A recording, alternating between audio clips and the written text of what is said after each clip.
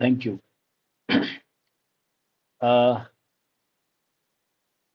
My voice is audible?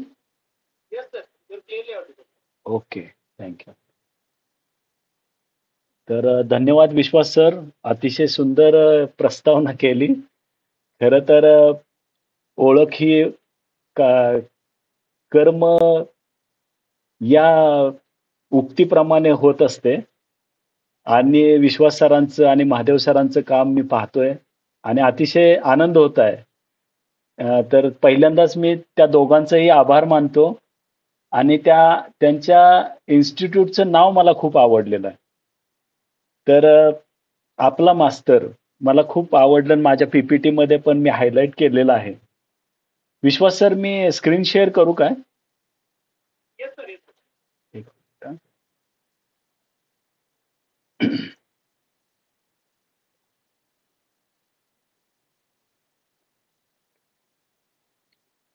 Is it visible now? Vishwas sir?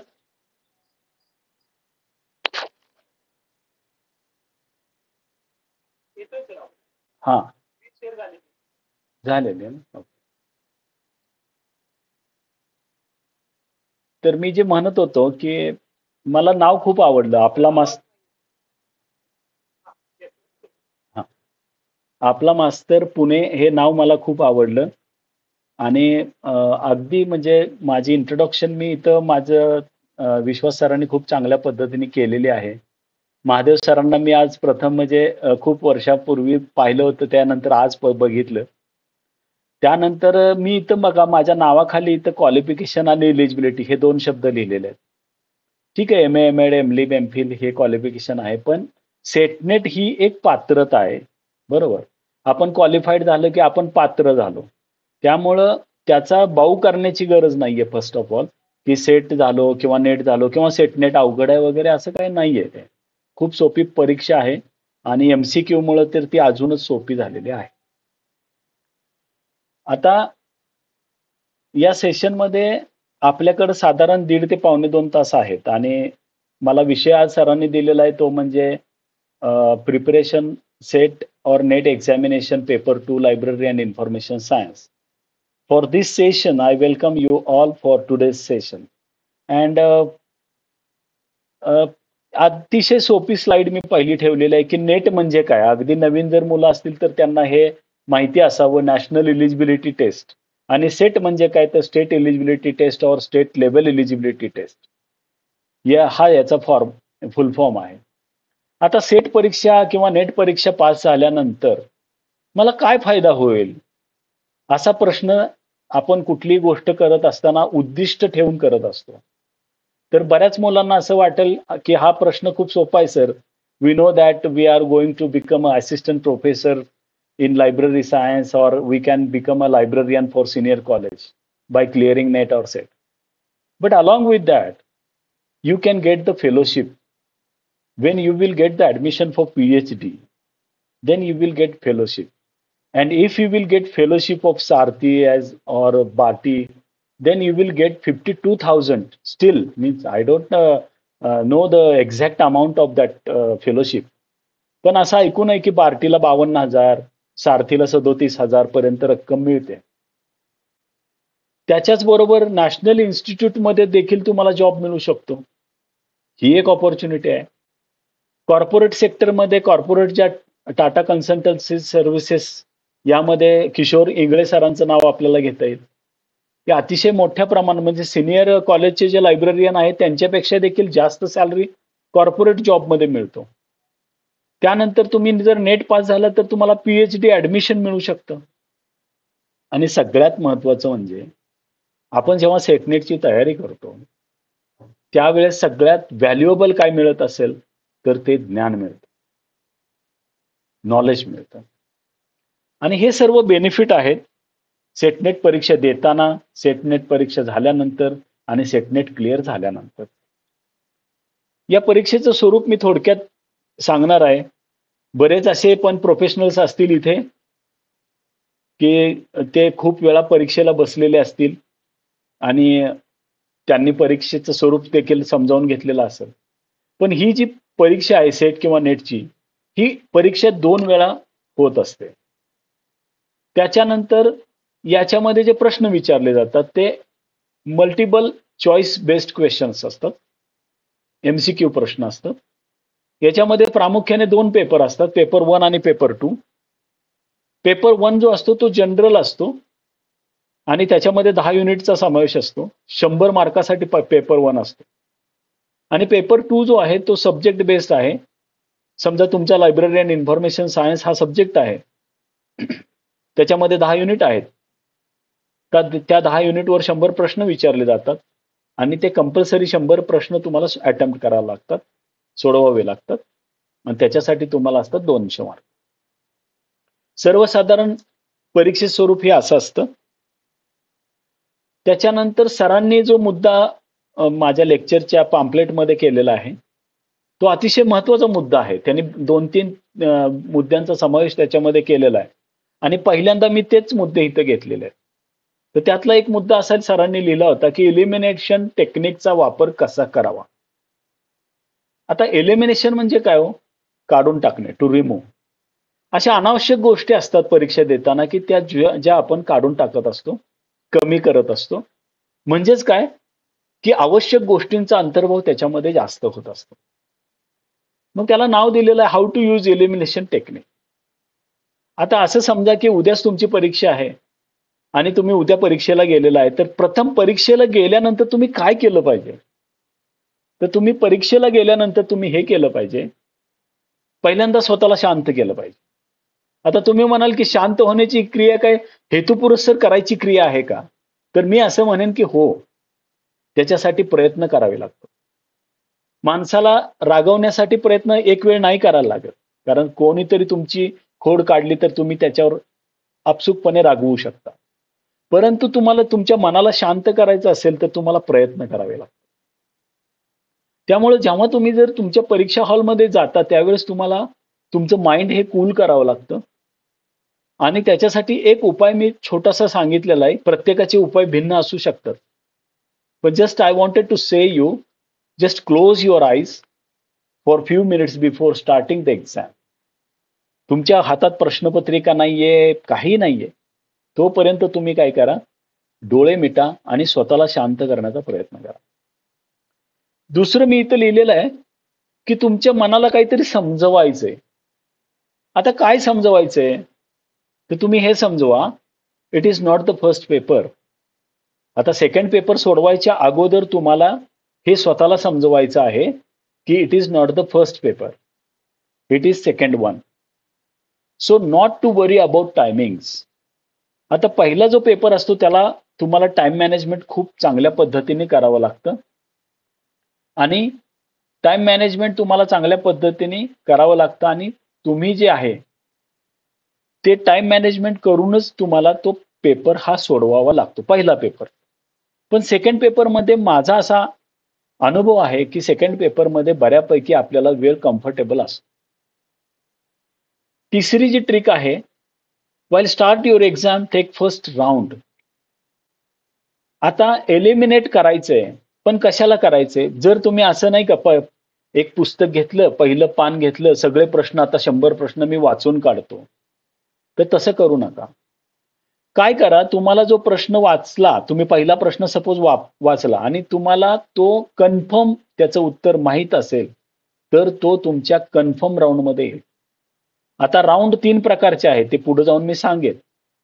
मी तर काय लिहिलंय, while start your exam, take first round, confirm round. Don't read all the questions at first. पूर्वी असायचं बघा, हायस्कूलमध्ये आपण ज्यावेळेस म्हणायचो त्यावेळेस शिक्षक आपल्याला सांगायचं सगळे प्रश्न वाचून घ्या. पण नेटसेट परीक्षेमध्ये तसं करू नका. तुम्ही पहिला प्रश्न वाचा, शांतपणे कन्फर्म आहे का? का थोडा मध्यम आहे? का अवघड आहे? या 3 कॅटेगरी करा. त्याच्यामध्ये जर कन्फर्म असेल तर त्याला टिक मार्क करा आणि पुढचा प्रश्न घ्या. Take second round which we can say it is review round. आता सेकंड राउंड जो असतो ना, तो असतो रिव्ह्यू राउंड. म्हणजे काय की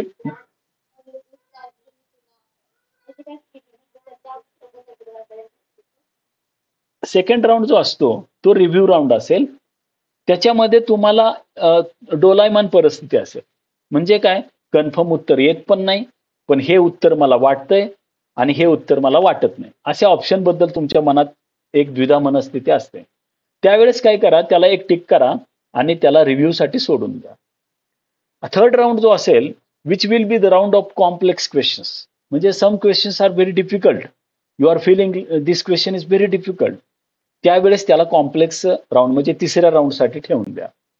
मग या टेक्निकला मी असं नाव दिलेलं आहे CRC technique. It is CRC formula. म्हणजेच काय, पहिला जो राउंड असेल तो कन्फर्म राउंड असेल, दुसरा जो राउंड असेल तो रिव्ह्यू असेल, तिसरा जो कॉम्प्लेक्स राउंड. मी थोडक्यात त्याचं विश्लेषण असं करेन की जर 100 प्रश्न आहेत त्यापैकी 40 प्रश्न तुम्हाला कन्फर्म आहेत, त्याची उत्तरं लिहून कन्फर्म करून टाका. म्हणजेच काय की 40 दुनी 80 मार्क तुमच्या खिशात गेलेले आहेत. हे जे 80 मार्क आहेत किंवा हे जे 40 प्रश्न आहेत, हे तुमचा कॉन्फिडन्स काय करतील, बूस्ट करतील. म्हणजेच काय करतील, वाढवतील. नंतर तो बूस्ट झालेला कॉन्फिडन्स जो आहे तो रिव्ह्यू साठी मदत करेल. बरोबर. आणि रिव्ह्यू राऊंड झाल्यानंतर समजा त्यातले तुम्हाला परत 20 प्रश्न आले असं गृहीत धरूया. मग तुमचे प्रश्न झाले 60, म्हणजेच काय तुमचे मार्क झाले 120. आणि नंतर तुम्ही राहिलेले जे 40 प्रश्न आहेत ते आरामात तुमचा विचार करून एक लॉजिकल थिंकिंग करून तुम्हाला त्या प्रश्नांची उत्तर द्यायची. पण एक मात्र लक्षात ठेवा, सेटनेटची परीक्षा ही निगेटिव्ह मार्किंगची परीक्षा नाहीये. त्याच्यामुळं असं नका करू की शेवटचे 10 प्रश्न माझे राहून गेले, असं बिलकुल करू नका. प्रत्येक प्रश्नाला तुम्ही कन्फर्म रिव्ह्यू राऊंड मध्ये सोडवा. त्याच्यानंतर कॉम्प्लेक्स मध्ये समजा तुम्हाला एखादा प्रश्न येतच नसेल तर अंदाजे तिथं तुम्हाला उत्तर लिहून तुम्ही यायला पाहिजे. म्हणजे पूर्ण प्रश्नपत्रिका तुम्ही सोडवायला पाहिजे. सरांनी मला मुद्दा एक अजून असा दिला होता की सेट परीक्षेचा परीक्षाभिमुख अभ्यास कसा करावा. याचे देखील मी थोडेसे माझ्या अनुभवाप्रमाणे मी मुद्दे काढलेले आहेत. परीक्षाभिमुख अभ्यास करताना बऱ्याच वेळा मुलांच्या चुका होतात. म्हणजे काय, त्यांचा उलटा प्रवास होतो. उलटा प्रवास कसा होतो ते मी थोडक्यात सांगतो तुम्हाला. पहिल्यांदा मी काय लिहिले ते बघा.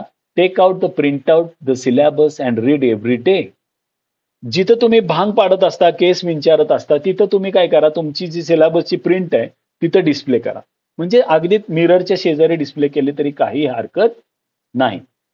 ते डिस्प्ले तिथंच का करायची, बघा काही गोष्टी अशा असतात की ज्या त्या दिसल्या तरच तुम्हाला त्याची आठवण येते. त्याच्यासाठी आरशासमोर तुम्ही 2 ते 3 वेळा किंवा कमीत कमी 1 वेळा तरी जातच असेल. त्यामुळे आरशाच्या तिथं गेलं तर तुम्हाला तो सिलेबस तुमच्या दर्शनी येईल आणि कमीत कमी 1 वेळा रीडिंग तुम्ही त्याचं कराल. म्हणून त्याची लोकेशन तिथं द्या. दुसरं जे आहे ते current previous years 4 question papers and solve it. म्हणजे काय, आता ही परीक्षा 1992 पासून 93 पासून सुरू झालेली आहे. मग मी आता प्रश्नपत्रिका कोणत्या सोडवू, जास्त सोडवू नका. करंट म्हणजेच काय, लॅटेस्ट ज्या 4 क्वेश्चन पेपर आहेत ना त्याच तुम्ही सोडवा. आणि त्या सोडवत असताना तुम्ही अगदी मनापासून त्या सोडवा. कशा सोडवायचे ते मी पुढे तुम्हाला पुढच्या मुद्द्यामध्ये सांगेन. Take all options into consideration and prepare your own notes. बरेच जण प्रश्न विचारतात, सर तुमच्या मला नोट्स पाहिजेत वगैरे वगैरे. ठीक आहे, वाचा तुम्ही. इतरांचं मटेरियल देखील वाचायलाच पाहिजे. परंतु तुमच्या स्वतःच्या काही नोट्स तुम्ही बनवायचा प्रयत्न कराल तर तुम्ही लवकर यशस्वी व्हाल. म्हणजेच काय, आता एक प्रश्न आहे त्याचे 4 ऑप्शन आहेत. बरोबर. त्या 4 ऑप्शनचा अभ्यास करा, त्याच्या नोट्स बनवा आणि तुमच्या स्वतःच्या नोट्स प्रिपेअर करा. चौथा ऑप्शन काय, for your own notes as per the questions ask in the question paper refer the books. आता बघा इथं उलटा क्रम कसा आहे बघा. जेव्हा तुम्ही एखादी प्रश्नपत्रिका घेता, त्यामधला एखादा प्रश्न घेता आणि त्या प्रश्नाच्या अनुषंगाने तुम्हाला नोट्स तयार करायचे असतात. त्या प्रश्नाच्या अनुषंगाने तुम्हाला संदर्भ पुस्तकं वाचायची असतात आणि त्या प्रश्नाच्या अनुषंगाने तुम्हाला काय करायचंय, ज्यावेळेस बुक तुम्हाला निवडायचंय, समजा धनंजय सुतार सरांचं बुक तुम्हाला वाचायचंय, तर त्या प्रश्नाच्या अनुषंगाने ते पुस्तक वाचा. म्हणजेच काय, इथं क्रम पुस्तकाकडून प्रश्नाकडे आहे का? नाहीये. तर इथं क्रम आहे प्रश्नाकडून पुस्तकाकडे, प्रश्नाकडून इंटरनेटकडे, प्रश्नाकडून नोट्सकडे. असा क्रम तुम्ही ठेवायला पाहिजे. 5वं जे आहे, times demand online resources. So use as much as internet and gadgets. आता गॅजेट हे कुठल्या अर्थाने वापरलंय? मोबाईल असेल, तुमच्याकडे लॅपटॉप असेल, तुमच्याकडे डेस्कटॉप असेल, तुमच्याकडे समजा टॅब असेल, व्हॉटएव्हर. तर हे जे आहे, हे वापरा तुम्ही. जेवढं पॉसिबल होईल तेवढं जास्तीत जास्त वापरा. तुम्ही म्हणाल की मोबाईलमुळे तर मुलं बिघडायला लागली. Not like that. तुम्ही मोबाईलचा जर चांगला वापर केला, एज्युकेशनलसाठी वापर केला, तर तुम्ही अतिशय चांगल्या पद्धतीने त्याचा वापर करू शकता. 6वा मुद्दा, make your own audio recording and listen as much as possible. Lata मंगेशकरची गाणी तर सर्वांनाच आवडतात. ऐका. परंतु त्याचबरोबर स्वतःच्या रेकॉर्डिंग मधले जे काही ऑडिओ क्लिप तुम्ही बनवाल, त्या देखील ऐका. कदाचित अशी एक वेळ येईल परीक्षाभिमुख असताना की लता मंगेशकरच्या गाण्यांपेक्षा देखील तुमचा स्वतःचा आवाज तुम्हाला जास्त आवडेल आणि त्याच्यामुळे तुम्ही लवकर पास होईल. तर इतर एकच लक्षात घेण्याची गोष्ट आहे, पुस्तकाकडून प्रश्नपत्रिकेकडे न जाता प्रश्नपत्रिकेच्या प्रश्नांकडून तुम्ही पुस्तकाकडे, इंटरनेटकडे जायला पाहिजे आणि हा परीक्षाभिमुख अभ्यास तुम्ही करायला पाहिजे. आता सरांनी मला अजून एक मुद्दा दिला होता, प्रश्नपत्रिकांचं विश्लेषणाचे महत्व. तर विश्लेषण कसे करावे, त्याचं एक लाईव्ह एक्झाम्पल मी तुम्हाला देणार आहे. मित्रांनो, 2020 मध्ये एक परीक्षा झाली होती आणि ती परीक्षा झाली होती जून 2020. पेपर होता क्वेश्चन पेपर 2 आणि त्याचं अनालिसिस मी स्वतः केलेलं आहे आणि माझ्या युट्यूब चॅनलवर ही जी क्वेश्चन पेपर आहे ती मी ठेवलेली आहे. म्हणजे ह्याचं अनालिसिस पण मी तिथं समजावून सांगितलेलं आहे. तर हे अनालिसिस का करायचं हा प्रश्न कदाचित तुम्हाला पडू शकेल. तर त्याच्यामध्ये पहिला फायदा काय होतो की what are the types of questions which is asked in NET or SET examination. कुठल्या प्रकारचे प्रश्न विचारले जातात ह्याची ओळख होते, पहिला फायदा. दुसरा फायदा काय होतो, त्याचं वेटेज कळतं. आता इथे बघा, 6 प्रकारचे प्रश्न ह्या परीक्षेमध्ये विचारलेले आहेत आणि याची नंबर ऑफ क्वेश्चन्स पण इथं दिलेले आहेत. मग इथं तुमच्या असं लक्षात येतं की पहिला जो प्रकार आहे, पहिला प्रकार म्हणजे कुठला आहे की 1 ऑप्शन करेक्ट. म्हणजे काय, 4 तुम्हाला ऑप्शन दिलेले आहेत, त्यातला एकच करेक्ट आहे. म्हणजे फक्त एक टिक करायची आणि प्रश्न संपला, जास्त काही डोकं लावायचं नाही. त्याला म्हणतात मेमरी बेस्ड क्वेश्चन. काय म्हणतात? Memory based question. त्याची संख्या किती दिली हो त्यांनी? 40. तुम्ही म्हणाल सर इथं संख्या 40च का दिली? ह्याचं एक लॉजिकल रिझन आहे मित्रांनो. नेट असो, सेट असो, गेट असो, नीट असो किंवा गेट असो, ह्या सगळ्या परीक्षा असो किंवा स्पर्धा परीक्षा MPSC असो, एक लक्षात घ्या मित्रांनो, ह्या स्पर्धा परीक्षा तुमच्यासाठी आहेत आणि आयोग असेल किंवा नेटसेटची सेट भवन असेल, ते तुम्हाला पास करण्यासाठी मदत करत असतं. कुणीही तिथं सेट भवन याच्यासाठी नाही काढलेलं की मुलांना फेल करायचे, त्यांना क्वालिफाईड करायचे म्हणूनच त्यांनी काढलेलं आहे. मग आता प्रश्न असा निर्माण होतो की क्वालिफाईड तर करायचंय, मग इथं 40 मार्क ह्याचा काय संबंध आहे सर? संबंध आहे. हे जे प्रश्न असतात ना, अतिशय सोपे प्रश्न असतात. फक्त ज्याचा अभ्यास असेल त्याला सोपे असतात. आता तुम्ही म्हणाल ह्याचं एक उदाहरण सांगा. उदाहरण एक जनरल सांगतो आणि नंतर पर्टिक्युलर सांगतो. जनरल उदाहरण म्हटलं तर महाराष्ट्राची राजधानी टिंबटिंब हे शहर आहे, असं एक उदाहरण घेऊया आपण. आणि ऑप्शन तुम्हाला 3 दिले. पुणे, कोल्हापूर, नागपूर आणि मुंबई असे 4 ऑप्शन तुम्हाला दिले. आता यामध्ये जर सर्वांना माहिती आहे मुंबई शहर हे महाराष्ट्राची राजधानीचे शहर आहे, झालं, तुम्हाला मार्क मिळाले. ह्यात काय जास्त विचार करावा लागला का? नाही विचार करावा लागला. मग आता लायब्ररी सायन्सचे एक एक्झाम्पल बघूया. आता याच परीक्षेमध्ये किंवा नोव्हेंबर 2021च्या परीक्षेमध्ये एक प्रश्न विचारला होता. प्रश्न काय बघा, the first US patent for an active RFID tag with rewritable memory was awarded to. म्हणजे काय, पहिलं अमेरिकेतलं पेटंट कुणाला मिळालं होतं? कशाबद्दल? ऍक्टिव्ह RFID टॅग बद्दल. रिरायटेबल मेमरी असणार. आता बघा यांनी ऑप्शन काय दिलं, David Brock, Kevin Ashton, Mario Cardullo, Sanjay Sharma. आता मला प्रश्न पडला की ठीक आहे, मारिओ कार्डोलो ह्याचं उत्तर आहे. का उत्तर आहे? तर मी जेव्हा गुगल केलं तेव्हा मला समजलं की 1973 classified RFID technology was mainly invented for use in the military services. म्हणजे काय की मिलिटरी सर्व्हिसेसच्या उपयोगासाठी 1973 साली क्लासिकल RFID टेक्नॉलॉजीचा यांनी इन्व्हेन्शन केलेलं आहे. कुणी? मारिओ कार्डोलो. आणि याचंच पेटंट त्यांना मिळालेलं. हे झालं उत्तर. पण तुम्हाला अभ्यास करताना हे माहिती पाहिजे की who is David Brock. Who is David Brock? And he is American liberal political consultant. म्हणजे काय की हिथं मगाशी जे सरांनी सांगितलं इलिमिनेशन टेक्निक, तर डेव्हिड ब्रॉकला पहिल्यांदा फुली मारायची, हा नाहीच आहे हे समजून जायचं. आता दुसरं बघा, Kevin Ashton who created a global standard system for RFID. म्हणजे ह्याचं RFID मध्ये काम आहे, ह्यानं ग्लोबल स्टँडर्ड सिस्टम बनवलेले आहे, परंतु त्याच्या नावावर US पेटंट ऍक्टिव्ह RFID टॅगचं नाहीये. म्हणजे काय की केविन ॲस्टॉन आणि मारिओ कार्डोलो मध्ये थोडी फाईट होऊ शकते विचारामध्ये. बरोबर. आता संजय शर्मा कोण आहे? Sanjay Sharma worked well in commercial RFID industry. He is also worked for RFID industry, but it is especially commercial. म्हणजे काय? तिघामध्ये फाईट झाली आणि मारिओ कार्डोलो हे उत्तर आहे आणि तो तिथं जिंकलेला आहे. अशा पद्धतीने बारकाईने ज्यावेळेस अभ्यास कराल तेव्हा तुम्हाला हे नेट असू देत किंवा सेट असू देत. माझा तर असा अनुभव आहे की मी पहिल्यांदा नेट झालो आणि मी सेट झालो नंतर. म्हणजे बऱ्याच जणांना असं वाटतं NET is very difficult than SET. No, not like that. If your study is proper then everything is possible for you. अजून एक उदाहरण घेतो त्याच प्रश्न प्रकारामधलं. उदाहरण काय बघा, where reading culture exist students on the where reading culture exist students dash dash on their own. आणि ऑप्शन काय आहेत? Select reading materials, prefer to go to school, design curriculum, play games. आता एक लक्षात घ्या, अशा प्रश्नाच्या वेळेस एक ट्रिक करायची अजून एक. हा प्रत्येक शब्द तिथं घालून बघायचा. म्हणजे काय? Where reading culture exist students select reading materials on their own. आता बघा म्हणजे काय, एक्झिस्टचा अर्थ काय पहिल्यांदा हे माहित पाहिजे. म्हणजे काय, रीडिंग कल्चर तिथंच अस्तित्वात असेल जिथे मुलं रीडिंग मटेरियल स्वतः सिलेक्ट करतील. काय करतील? रीडिंग मटेरियल स्वतः सिलेक्ट करतील. आता दुसरा ऑप्शन तिथं बसतो का बघा, prefer to go to school.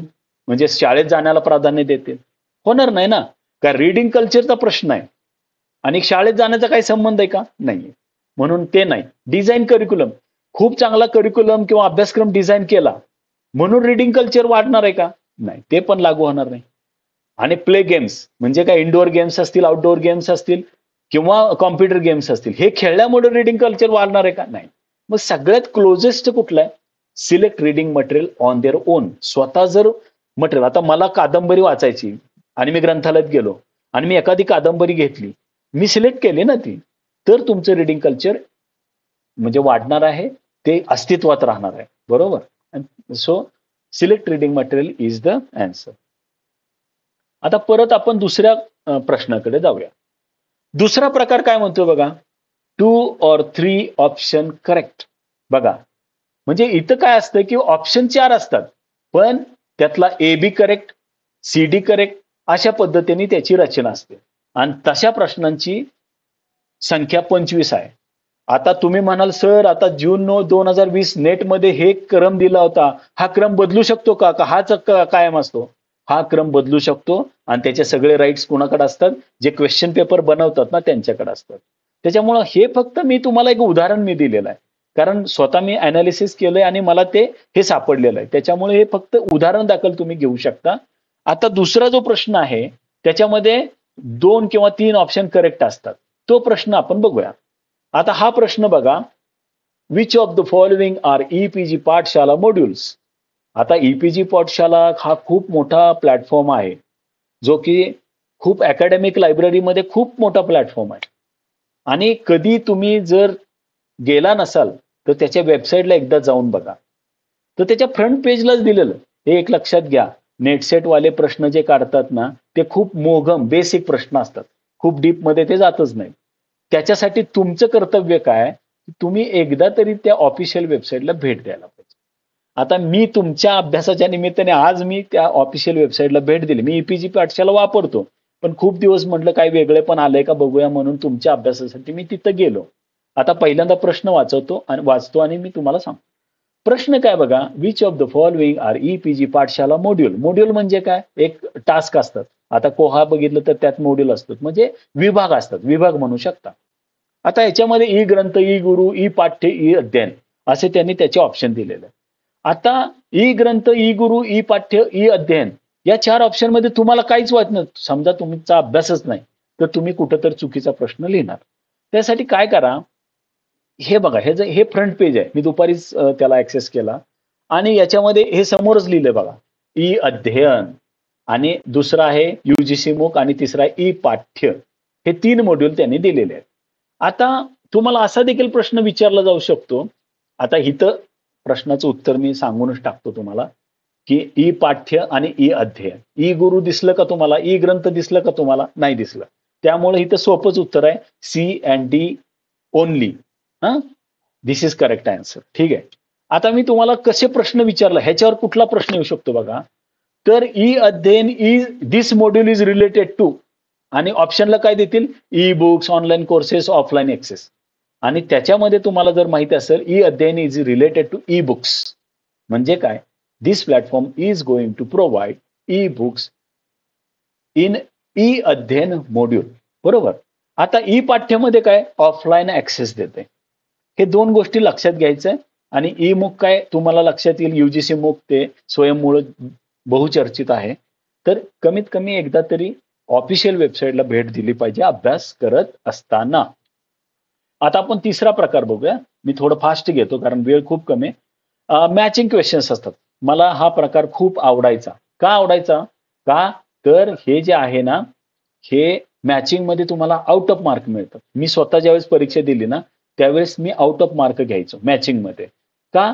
तर मॅचिंगमध्ये 2 जर ऑप्शन तुम्हाला परफेक्ट माहीत असेल तर त्या 2चे थोडे अंदाज तुम्ही लावू शकता. आता याचा एक मी प्रश्न घेतलेला आहे बघा. इथं त्याने Paul Otlet, Fremont Rider, George Boole, mini CS असे त्याने दिलेले आहेत. आता सीएस म्हटलं की कधी पण लक्षात ठेवायचं subject heading, list of subject heading हे पाठच झालं पाहिजे. Mini CS list of subject heading नाही का? पॉल ऑटलेट म्हणजे काय? यूडीसीचे प्रवक्ता 2 होते. त्यातला हा पॉल ऑटलेट एक आहे. बरोबर. फॉर्मंट रायडर काय? इंटरनॅशनल क्लासिफिकेशन त्यांनी बनवलेलं आहे. जॉर्ज बुल काय? George Boolean.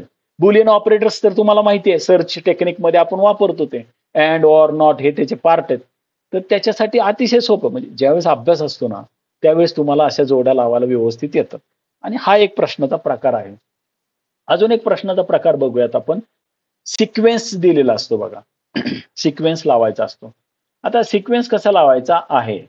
तर इथं मी एक प्रश्न तुम्हाला नेट एक्झाम 2022 मध्ये विचारलेला आहे. आणि एक लक्षात घ्या मित्रांनो, मी जे प्रश्न ठेवलेत ना, ते अतिशय म्हणजे चांगले प्रश्न आहेत. त्याचं कारण सांगतो. मी असा कुठलाच प्रश्न इथं ठेवत नाही, की जो परीक्षेला नाही आलेला. आणि तुम्हाला माहिती आहे, की परीक्षेला जर प्रश्न आलेले असतील, तर ते थोडं मेंदूला जास्त ताण देणारे असतात. बरोबर. हा प्रश्न काय बघा. Arrange the following in ascending order according to to the year of origin. म्हणजेच काय? ह्याचं इयर ऑफ ओरिजिन म्हणजे ह्यांचा जन्म कधी झाला असं समजा तुम्ही. ठीक आहे. आता बघा कॉमन कम्युनिकेशनचा फॉर्मॅटचा जन्म 1984 ला झाला आणि त्याचं ते काय फुल फॉर्म वगैरे त्याने दिलेला आहे. त्याच्यानंतर कुणाचा जन्म झाला? मार्क 21चा जन्म झाला. 1987 ला झाला. बरोबर. त्याच्यानंतर कोणाचा जन्म झालाय? FRBRचा जन्म. त्याला functional requirement for bibliography records. ठीक आहे. मी फुल फॉर्म काय वाचत नाही. तुम्ही वाचून पण समजू शकता. 1997 ला झाला. आणि RDAचा जन्म मात्र उशिरा झालेला आहे, लेटेस्ट झालेला आहे आणि तो 2010 ला झालेला आहे. आणि हे जे आहेत, हे सगळे जे आहेत, हे काय आहे तो नेमकं? तर हे स्टँडर्ड आहे. बरोबर? हे स्टँडर्ड आहे. मग ह्या स्टँडर्डचा जन्म, त्याच्यात जे जन्मतिथी, जन्मवर्ष माहीत असलं तर तुम्हाला या प्रश्नाचं उत्तर देता येणार आहे. पहिल्यांदा तर तुम्ही रूट कॉज लक्षात घ्या. ह्याचं फंडामेंटल लक्षात घ्या. हे काय आहे? हे जर तुम्हाला माहिती असेल, तर याची उत्तरं, त्याचं जन्मस्थान, जन्मवर्ष वगैरे हे तुम्हाला लक्षात येण्यासारखं आहे. पुढचा प्रकार बघूयात आपण. Assertion reason. मित्रांनो, असर्शन रिझनिंगला थोडा जास्त अभ्यास लागतो आणि असर्शन रिझनिंगला मजा पण खूप येते. आता असर्शन रिझनिंगचा मी एक प्रश्न इथं घेतलेला आहे. असर्शन रिझनिंग मध्ये काय बघा प्रश्न? Federated search was developed to provide simplified access to electronic content that libraries acquire. आता सर म्हणणार, तुम्ही म्हणणार काहीच कळलं नाही होय, काय लिहिलंय इंग्लिशमध्ये? सांगतो. रिझन काय बघा? INFED supports access to e resources in university libraries. ठीक आहे. दुसरा जो आहे तो सोपा आहे, मी त्याचं दुसऱ्यात अगोदर सांगतो. त्यांनी कारण काय लिहिलंय माहिती आहे का? युनिव्हर्सिटी लायब्ररीचा जो ई रिसोर्सेस आहे त्याला ऍक्सेस करण्यासाठी इनफेड सपोर्ट करतं. इनफेड काय करतं? सपोर्ट करतं. आणि असर्शन विधान काय दिलेलं आहे त्यांनी? फेडरेटेड सर्च वॉज डेव्हलप्ड, म्हणजे फेडरेटेड सर्चचा विकास कसा झाला? कशासाठी झाला? टू प्रोव्हाइड सिम्प्लिफाईड ऍक्सेस, म्हणजे इलेक्ट्रॉनिक कंटेंट जो आहे, म्हणजे इलेक्ट्रॉनिकली अवेलेबल असलेला कंटेंट जो आहे तो ऍक्सेस करण्यासाठी फेडरेटेड सर्चचा उगम झालेला आहे. एकदम सिम्पली तुम्ही ऍक्सेस करू शकता. आता तुम्ही गुगलमध्ये एखादी टर्म टाकता आणि ते तुम्हाला कितीतरी तुम्हाला सर्च म्हणजे ते रिट्रीव्ह करून तुम्हाला डेटा देतं. फेडरेटेड सर्चचा वापर तिथं केलेला आहे. तर अशा पद्धतीचे प्रश्न आहेत. आता इथं बघा, दोन्ही सर्चसाठी ऍक्सेससाठी मदत करतं, म्हणून both A and R correct, but R is not correct explanation of A. आता तुम्ही म्हणाल की हे कसं काय? एक लक्षात घ्या, इनफेडचा ज्यांना क्रेडेन्शियल्स दिलेले असतात, इनफेडचा ज्यांना ऍक्सेसेल म्हणजे क्रेडेन्शियल म्हणजे काय, लॉग इन आयडी पासवर्ड दिलेला असतात, ती लोक इनफेडद्वारे त्याचा ऍक्सेस करू शकतात. म्हणजेच काय, युनिव्हर्सिटी लायब्ररीचा जो ई डेटा आहे त्याचा शोध घेऊ शकतात थोडक्यात. म्हणून काय, इनफेड हे लिमिटाईज होतं. पण फेडरेटेड सर्च मध्ये लिमिटेशन नाहीये. फेडरेटेड सर्च चं एक्झाम्पल म्हणजे गुगल सर्च समजून जा. तर त्याला इनफेड म्हणून काय, की R is not correct explanation of A, म्हणजे दोन्हीचं कर्म एकच आहे पण त्याची व्याप्ती वेगळी आहे. म्हणून आर हे R is not correct explanation of A, एचं एक्सप्लेनेशन नाहीये. हे अशा पद्धतीने तुम्हाला तिथं लॉजिक तुम्हाला अप्लाय करायचं आहे. आता पुढचा प्रश्न मी तुम्हाला थोडक्यात सांगतो. पॅसेज. पॅसेज हे आता पहिला पेपर असेल, दुसरा पेपर असेल, तिसरा पेपर असेल, सॉरी मी वाहवत गेलो. दुसरा पेपर असेल त्याच्यामध्ये दोन्हीकडे कॉमन असतं. पॅसेज एक दिलेला असतो, त्याच्या पॅसेजचं जर अंडरस्टँडिंग झालं तर त्या अंडरस्टँडिंगच्या बेसिसवर तुम्ही प्रश्नाची उत्तरं ही देता. आता हा एक पॅसेज दिलाय, इथे एक प्रश्न दिलाय. प्रश्न काय बघा, ओल्डेस्ट डिस्कव्हरी टूल इज. आता एक लक्षात घ्या, इथं पॅसेजमध्ये जे दिलं आहे ना तेच उत्तर असतं. समजा येतं लॉजिकली उत्तर तुम्हाला असं वाटतंय की नाही, accession register is best oldest discovery tool, पण तसं करू नका. का? तर पॅसेज याच्यासाठीच दिलेलं असतं की पॅसेज चुकीचा जरी असला तर उत्तर त्यांनी जे दिलेलं आहे तेच तुम्हाला द्यायचं. हे इथं लक्षात ठेवायची गोष्ट. आता याच्यामध्ये कॅटलॉग हे उत्तर आहे, पण पॅसेजमध्ये त्याने कुठे त्याचा उल्लेख केलेला आहे? तर पॅसेजमध्ये त्याने एक वाक्य दिलंय, library catalogue have long been the point of discovery and delivery of content. म्हणजेच काय, long been the point of discovery, म्हणजे खूप वर्षापासून चांगल्या पद्धतीने तुम्हाला कॅटलॉग हा डिस्कव्हरी करण्यासाठी, सर्च करण्यासाठी उपयोगात येत आहे, असं त्यांनी पॅराग्राफमध्ये दिलेलं आहे. That is why catalogue is the answer, nothing else. Okay, पुढे जाऊयात. आता प्रश्नांचे प्रकार आता इथं संपलेले आहेत बघा. मी अजून एकदा रिवाइज करतो आणि पुढे जातो. इथं म्हणजे प्रकरणाच्या प्रकारामध्ये 1 option, 2 option, matching, sequence, assertion reason आणि पॅस, अशा प्रकारचे साधारण प्रश्न असतात.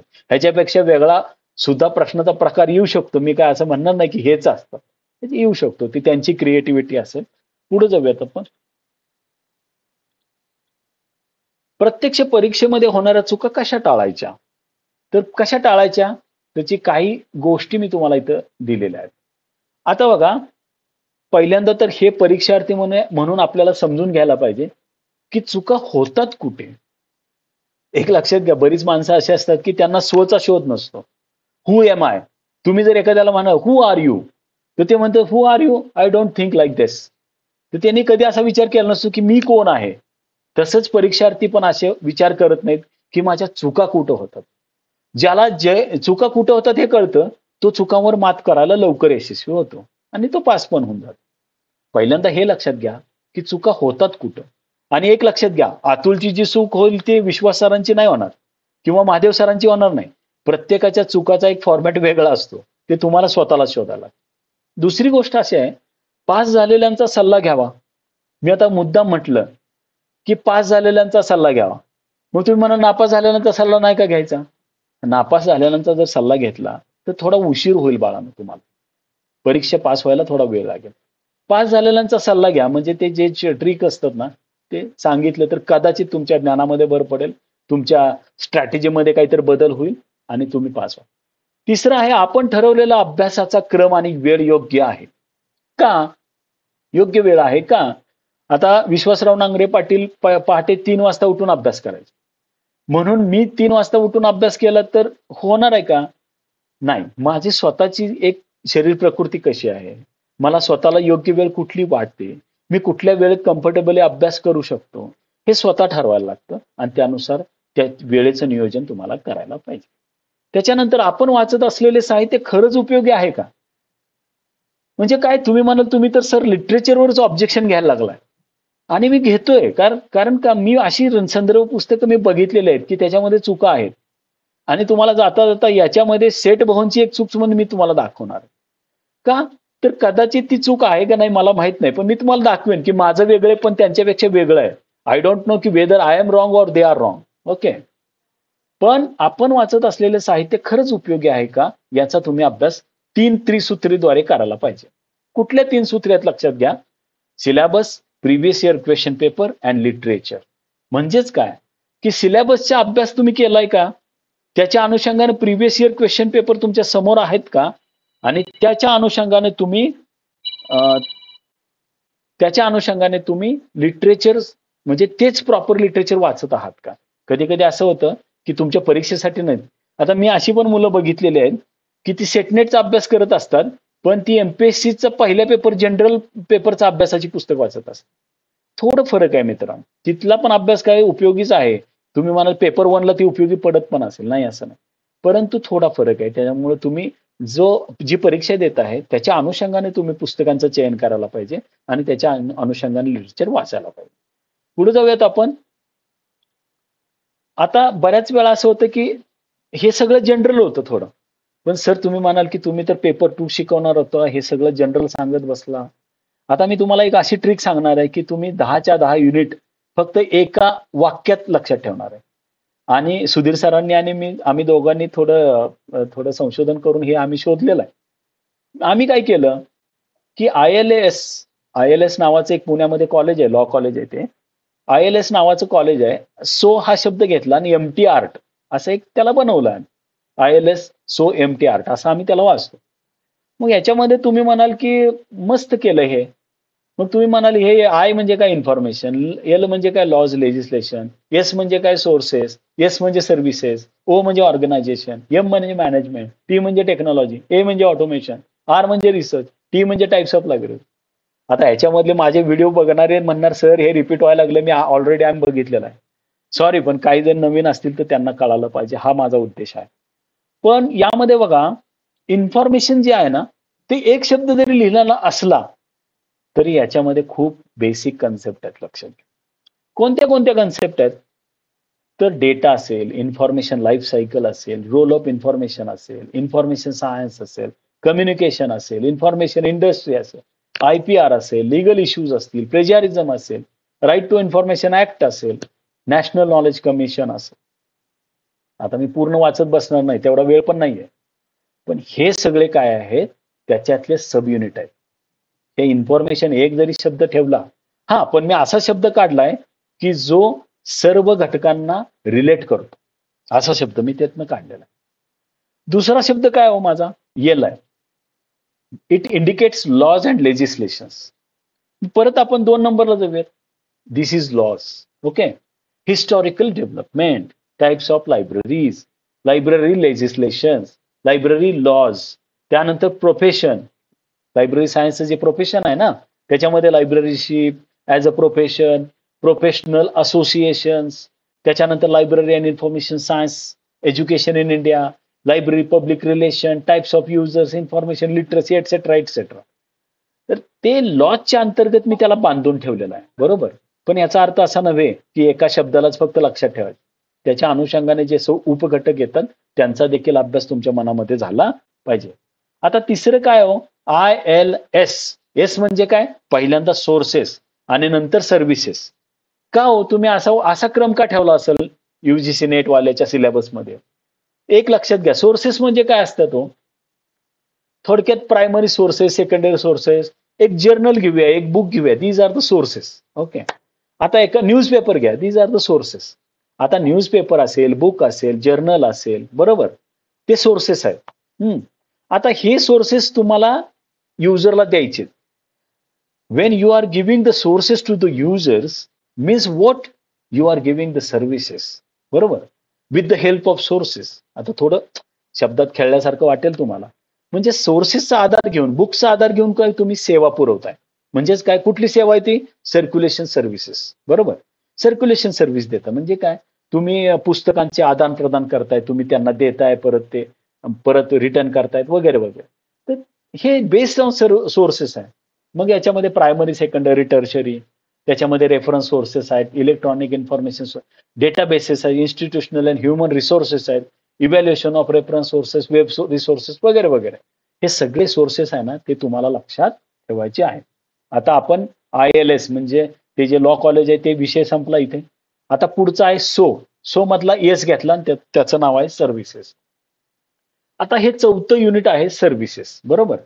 आता सर्व्हिसेस म्हणजे नेमकं काय हो, तर ही सर्व्हिस कुणाला पुरवायची. मग CIS हा कन्सेप्ट येतो. मग CIS म्हणजे काय, कम्युनिटी इन्फॉर्मेशन सर्व्हिसेस, बरोबर. मग कम्युनिटी म्हणजे कोण हो? अहो तुम्ही आम्ही सगळं समाज जो आहे तो कम्युनिटी आहे ना, बरोबर. मग ह्या कम्युनिटीला इन्फॉर्मेशन सर्व्हिसेस द्यायचेत आम्हाला. अहो त्याच्यासाठीच तर पब्लिक लायब्ररीची स्थापना झाली, बरोबर. मग पब्लिक लायब्ररीची स्थापना कशासाठी झाली, तर गावातली लोक तिथं येऊन न्यूजपेपर फुकटमध्ये वाचतील, बरोबर. गावातली लोक तिथे येऊन काही पुस्तकं, कादंबऱ्या, माहितीपर पुस्तकं वाचतील वगैरे. मग ह्याच्यामध्ये काय होईल हो, कम्युनिटीची डेव्हलपमेंट होणार. काय होणार आहे, कम्युनिटीची डेव्हलपमेंट. मग हीच आहे कन्सेप्ट कम्युनिटी इन्फॉर्मेशन सर्व्हिसेस, बरोबर. त्याच्यानंतर रेफरन्स सर्व्हिसेस. आता रेफरन्स सर्व्हिसेस आणि रेफरल सर्व्हिसेस याच्यामध्ये 2 प्रकार आहेत. तुम्ही म्हणाल मग रेफरन्स सर्व्हिसेस म्हणजे काय? ठीक आहे, तुम्हाला कोल्हापूर जिल्ह्याची माहिती म्हणून मला एकाने फोन केला. कोल्हापूर जिल्ह्याची माहिती हवी आहे. मग मी एखाद्या पुस्तकातनं, एखाद्या आर्टिकलमधनं, एखाद्या इंटरनेटवरनं मी माहिती काढली आणि त्यांना मेल केला. याला काय म्हणायचं, रेफरन्स सर्व्हिस. आणि समजा ते म्हणले की नाही मला टेक्नॉलॉजी बद्दल, आर्टिफिशियल इंटेलिजन्स बद्दल, ते प्लेगॅरिझम बद्दल खूप माहिती पाहिजे. मग मी काय केलं, विश्वास सरांचा नंबर त्यांना दिला. मग ह्या सर्व्हिसला काय म्हणायचं, रेफरल सर्व्हिस. म्हणजे काय, की मी एका रिसोर्स व्यक्तीला, रिसोर्स पर्सनला रेफर केलं. म्हणजे काय, की त्यांना फक्त त्यांचा कॉन्टॅक्ट नंबर दिला. तर या सर्व्हिसला आपण रेफरल सर्व्हिस असं म्हणतो. मग तो कॉन्टॅक्ट इन्स्टिट्यूशनचा असेल, एखाद्या रिसोर्स पर्सनचा असेल, एखाद्या टेक्नोसॅव्ही व्यक्तीचा असेल, व्हॉट एव्हर. त्याच्यानंतर अलर्टिंग सर्व्हिसमध्ये SDI, कॅश वगैरे, आता हे तुम्ही बिलीबला शिकलेलाच असेल. I will not spend much time on this. पण ह्याच्यामध्ये मोबाईल बेस्ड लायब्ररी सर्व्हिसेस आपण देतो. Web 2.0, 3.0, collaborative services, web discovery services, national information system, international information system, त्याच्यामध्ये patent information system, library resource sharing and library कन्सोर्शिया.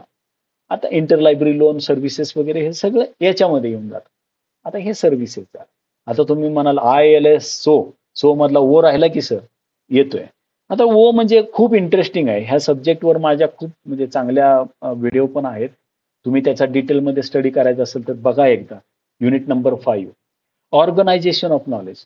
मित्रांनो, आज जे AI क्रांती आलेली आहे किंवा ह्याच्या अगोदर वेब 3.0, 2.0, 1.0 जे काय आलेलं आहे, तर हे सगळं कशासाठी प्रयत्न करतंय माहितीये का? या नॉलेजला ऑर्गनाइज करण्याचा प्रयत्न करतंय. आणि लायब्ररी सायन्स हा एक विषय असा आहे की ह्या नॉलेजवर सगळ्यात जास्त काम मला वाटते की लायब्ररी सायन्सने केलेलं. मग या युनिटमध्ये काय काय येतं? ILS मधला ओ आणि हा अतिशय चांगला सब्जेक्ट आहे. याच्यामध्ये 2 कन्सेप्ट लक्षात ठेवायच्या, क्लासिफिकेशन आणि कॅटलॉग. विसरायचं नाही. बरोबर. आता universe of knowledge, knowledge organisation, त्याच्यामध्ये ऑर्गनायझेशन करण्यासाठी क्लासिफिकेशन असतं. तुम्ही म्हणाल सर क्लासिफिकेशनमध्ये तर आपण फोडी करत जातो. पण फोड ह्याच्यासाठी करतो की ते मटेरियल तुम्हाला ऑर्गनाइज्ड होण्यासाठीच आपण क्लासिफाय करत असतो. बरोबर. त्याचा अल्टिमेट उद्देश ऑर्गनायझेशन आहे, हे लक्षात ठेवा. त्याच्यानंतर मॅपिंग ऑफ सब्जेक्ट आहे. मग मॅपिंग ऑफ सब्जेक्ट, अरे पण मला क्लासिफिकेशन करायचं आहे, पण काहीतरी सिस्टम तर पाहिजे. Gas system. मग कुठली सिस्टम आहे? UDC आहे, CC आहे, DDC आहे. ह्या सगळ्या सिस्टम आहे. ह्याचा कुठला पण वापर करा आणि तुमचं क्लासिफिकेशन करून घ्या. त्याच्यानंतर बघा, नॉलेज ऑर्गनायझेशन मध्ये कॅटलॉगिंग. मगाशी मी तुम्हाला सांगितलं, हा युनिट आला की 2 गोष्टी लक्षात ठेवायच्या, क्लासिफिकेशन, कॅटलॉग. त्याची पुढची रूपं भरपूर येतील, पण बेसिक गोष्टी कुठल्या आहेत? कॅटलॉगिंग आणि क्लासिफिकेशन. मग कॅनन्स असतील, प्रिन्सिपल्स असतील, सेंट्रलाइज असतील, कोऑपरेटिव्ह कॅटलॉग असेल, लायब्ररी कॅटलॉगिंग असेल, त्याच्यामध्ये कोड्स असतील, CCC असेल, ASCR2 असेल, वगैरे वगैरे. त्याच्यामध्ये बघा, 5वा जो स्टँडर्ड अँड बिब्लिओग्राफिकल रेकॉर्ड. आता ही जी क्रांती आली ना तुमची AI ची, त्याच्या पाठीमागे कोण काम करत होतं? ISBD, Mark 21, CCF, RDA, FRBR, BIBFRAME. These are the technology behind it. Whether it is artificial intelligence, still they are working, still they are using. Okay. 6 standards of bibliographic information interchange and communication. आता हे काय म्हणणार तुम्ही? ISO 2709, these are the standards. हे पण लक्षात ठेवायला लागतं. आणि हे आहे ना, मुलांचे मार्क घालवतात. हे काय कळत नाही हो. मी आता सिम्प्लिफाय केलंय, थोडं पुढे जाऊन सांगतो तुम्हाला. Metadata standards. आता मेटाडेटा स्टँडर्डचा पण उपयोग करायला लागतो मित्रांनो. Dublin Core, MARC 21, METS, MODS, AUID वगैरे वगैरे, हे सगळे मेटाडेटा स्टँडर्ड आहेत. पहिल्यांदा तर मेटाडेटा म्हणजे काय हे लक्षात यायला पाहिजे. Data about data, this is the definition of metadata standard. पण एवढं चालणार आहे का हो? लक्षात घेऊन. एक लक्षात घ्या, कोहा सॉफ्टवेअर जर बघितलं असेल तर त्याचा एकदा कधीतरी जाऊन की नाही त्यांच्या फील्ड बघून घ्या, म्हणजे तुम्हाला मेटाडेटाचा अंदाज. म्हणजे फील्ड बघून घेतलं की तुम्हाला कळेल की मार्कचा वापर कसा केलाय आणि त्याच्यामध्ये फील्ड्स कुठल्या आहेत, इंडिकेटर्स कुठले आहेत, वगैरे वगैरे. पुढे जाऊयात आपण, इंडेक्सिस सिस्टम्स अँड टेक्निक्स. आता बघा, इंडेक्सिस सिस्टम्स आणि टेक्निक्स मध्ये pre coordinate, post coordinate indexing, हे सगळं जुनं, म्हणजे लायब्ररी सायन्सचं जुनं, आणि हे खरंच अध्यात्म आहे बरं का. पण आता जे आले ते फ्री इंडेक्सिंग आलेलं. बरोबर. ॲबस्ट्रॅक्टिंग सर्व्हिस असेल, इन्फॉर्मेशन रिट्रीव्हल असेल. आता हा शब्द तर फारच महत्वाचा आहे, भयानक महत्वाचा आहे. आणि याच्याशी जोडलेला एक शब्द पुढे येणार आहे तो पण, इन्फॉर्मेशन रिट्रीव्हल. जगामध्ये स्पर्धा कशाच चालू आहे माहितीये का तुम्हाला? कमीत कमी वेळेमध्ये युजरला रिट्रीव्ह करून अचूक नॉलेज किंवा ज्ञान देण्यासाठी स्पर्धा चालू आहे. आणि त्याच्यासाठी हे सगळे काम करतात. हे AI वगैरे जे काय असेल ना, हे सगळं त्याच्यासाठी काम. 6 युनिट आहे बघा. ILS सो, इथं थांबलो आपण, 2 पार्ट झाले. ILS सो थांबलो. MT आर्ट, आता दुसरा 5 पंचपदीचा पार्ट सुरू झाला. त्याच्यामध्ये स्टार्ट कोणी केला? यमनी केला. बरोबर. That is called management. मग आता मी जास्त वेळ घालवत नाही, कारण का आपल्याला, मला थोडक्यात सांगायचं तुम्हाला. मॅनेजमेंटमध्ये principles, functionals and schools of thoughts वगैरे माहिती पाहिजे. नाहीतर हेनरी फिओलाच माहित नसेल तर कसलं मॅनेजमेंट करताना. बरोबर. त्याच्यामध्ये लायब्ररी अँड इन्फॉर्मेशन सेंटर्स माहित पाहिजे. ह्युमन रिसोर्स मॅनेजमेंट पाहिजे. तुम्ही उद्या लायब्ररीयन झाला, तुमच्या हाताखाली, विश्वास सरांच्या हाताखाली मला वाटतं 12च्या पुढं माणसं काम करत आहेत. आणि त्यावेळेस ते लायब्ररी राहते बाजूला, पण हे ह्युमन रिसोर्स मॅनेजमेंट जे आहे ना, ते करताच माणसाचा घाम येतो. ठीक आहे. Financial management in libraries. कधी आपण 1 लाखाच्या पुढे व्यवहार केला नसतो, पण कितीतरी लायब्ररीज अशा आहेत, युनिव्हर्सिटी लायब्ररीज जर तुम्ही बघितल्या तर त्यांचा पिरियडिकलचं बजेट असतं 3 कोटी रुपये. एक लक्षात घ्या. तर ही सगळी मेंटल प्रिपरेशन तुमची आत्तापासून व्हायला पाहिजे. वेदर यू आर स्टुडंट और whether you are a professional, whether you are not having job, no matter. पण हे प्रिपरेशन आहे ना, आत्तापासून व्हायला पाहिजे. एक लक्षात घ्या, लायब्ररी सायन्स मध्ये आलात ना, तुम्ही मोठे झालात म्हणून समजा. कारण का माहितीये का, library science this is the field.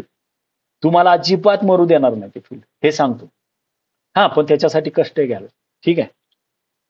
Project management, sort, paste, PERT, CPM, these are the techniques of management. I will not give much time for this. Total quality management, हे तुम्ही बिलीव्हला शिकलेलं आहे. लायब्ररी बिल्डिंग कशी असायला पाहिजे. आता green library concept आलाय. मुलं आता कॉम्प्युटरच्या समोर काम करून करून एवढी थकले, डोळे जायची वेळ आली अक्षरशः. त्यांना आता कशाला बघायला पाहिजे? झाडांना बघायला पाहिजे. म्हणून ग्रीन लायब्ररी हा कन्सेप्ट आला. Management information system, MBO, change management, disaster management, crisis management, हे सगळं टिप ऑफ टंग पाहिजे बरं का. आता knowledge management, marketing of library products and services, these are the sub units of management. आता पुढचं काय बघा, ILSO MT, MT आहे का, MT टेक्नॉलॉजी आहे. This is very very interesting subject actually, technology. आत्ता जे सगळं आलेलं आहे, म्हणजे न्यू चेंजेस आलेले आहेत, ती ह्याच्यामुळेच आलेले. ठीक आहे.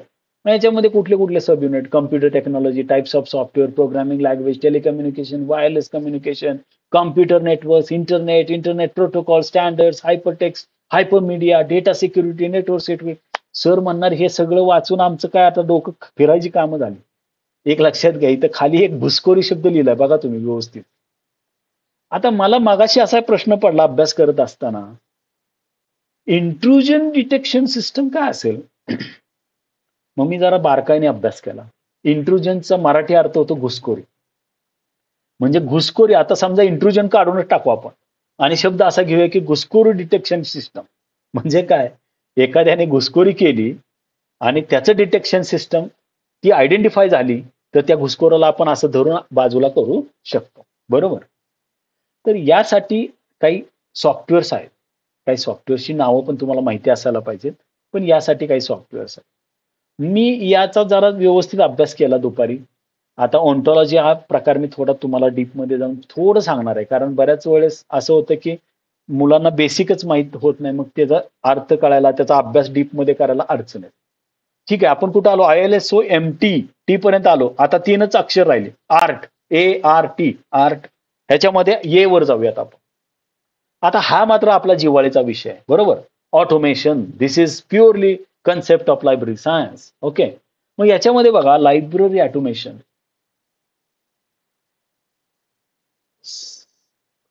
विश्वास सर, थांबायचं असेल तर सांगा बरं का. 10 वाजेपर्यंत मी बघतोय, आवरायचा प्रयत्न करतो.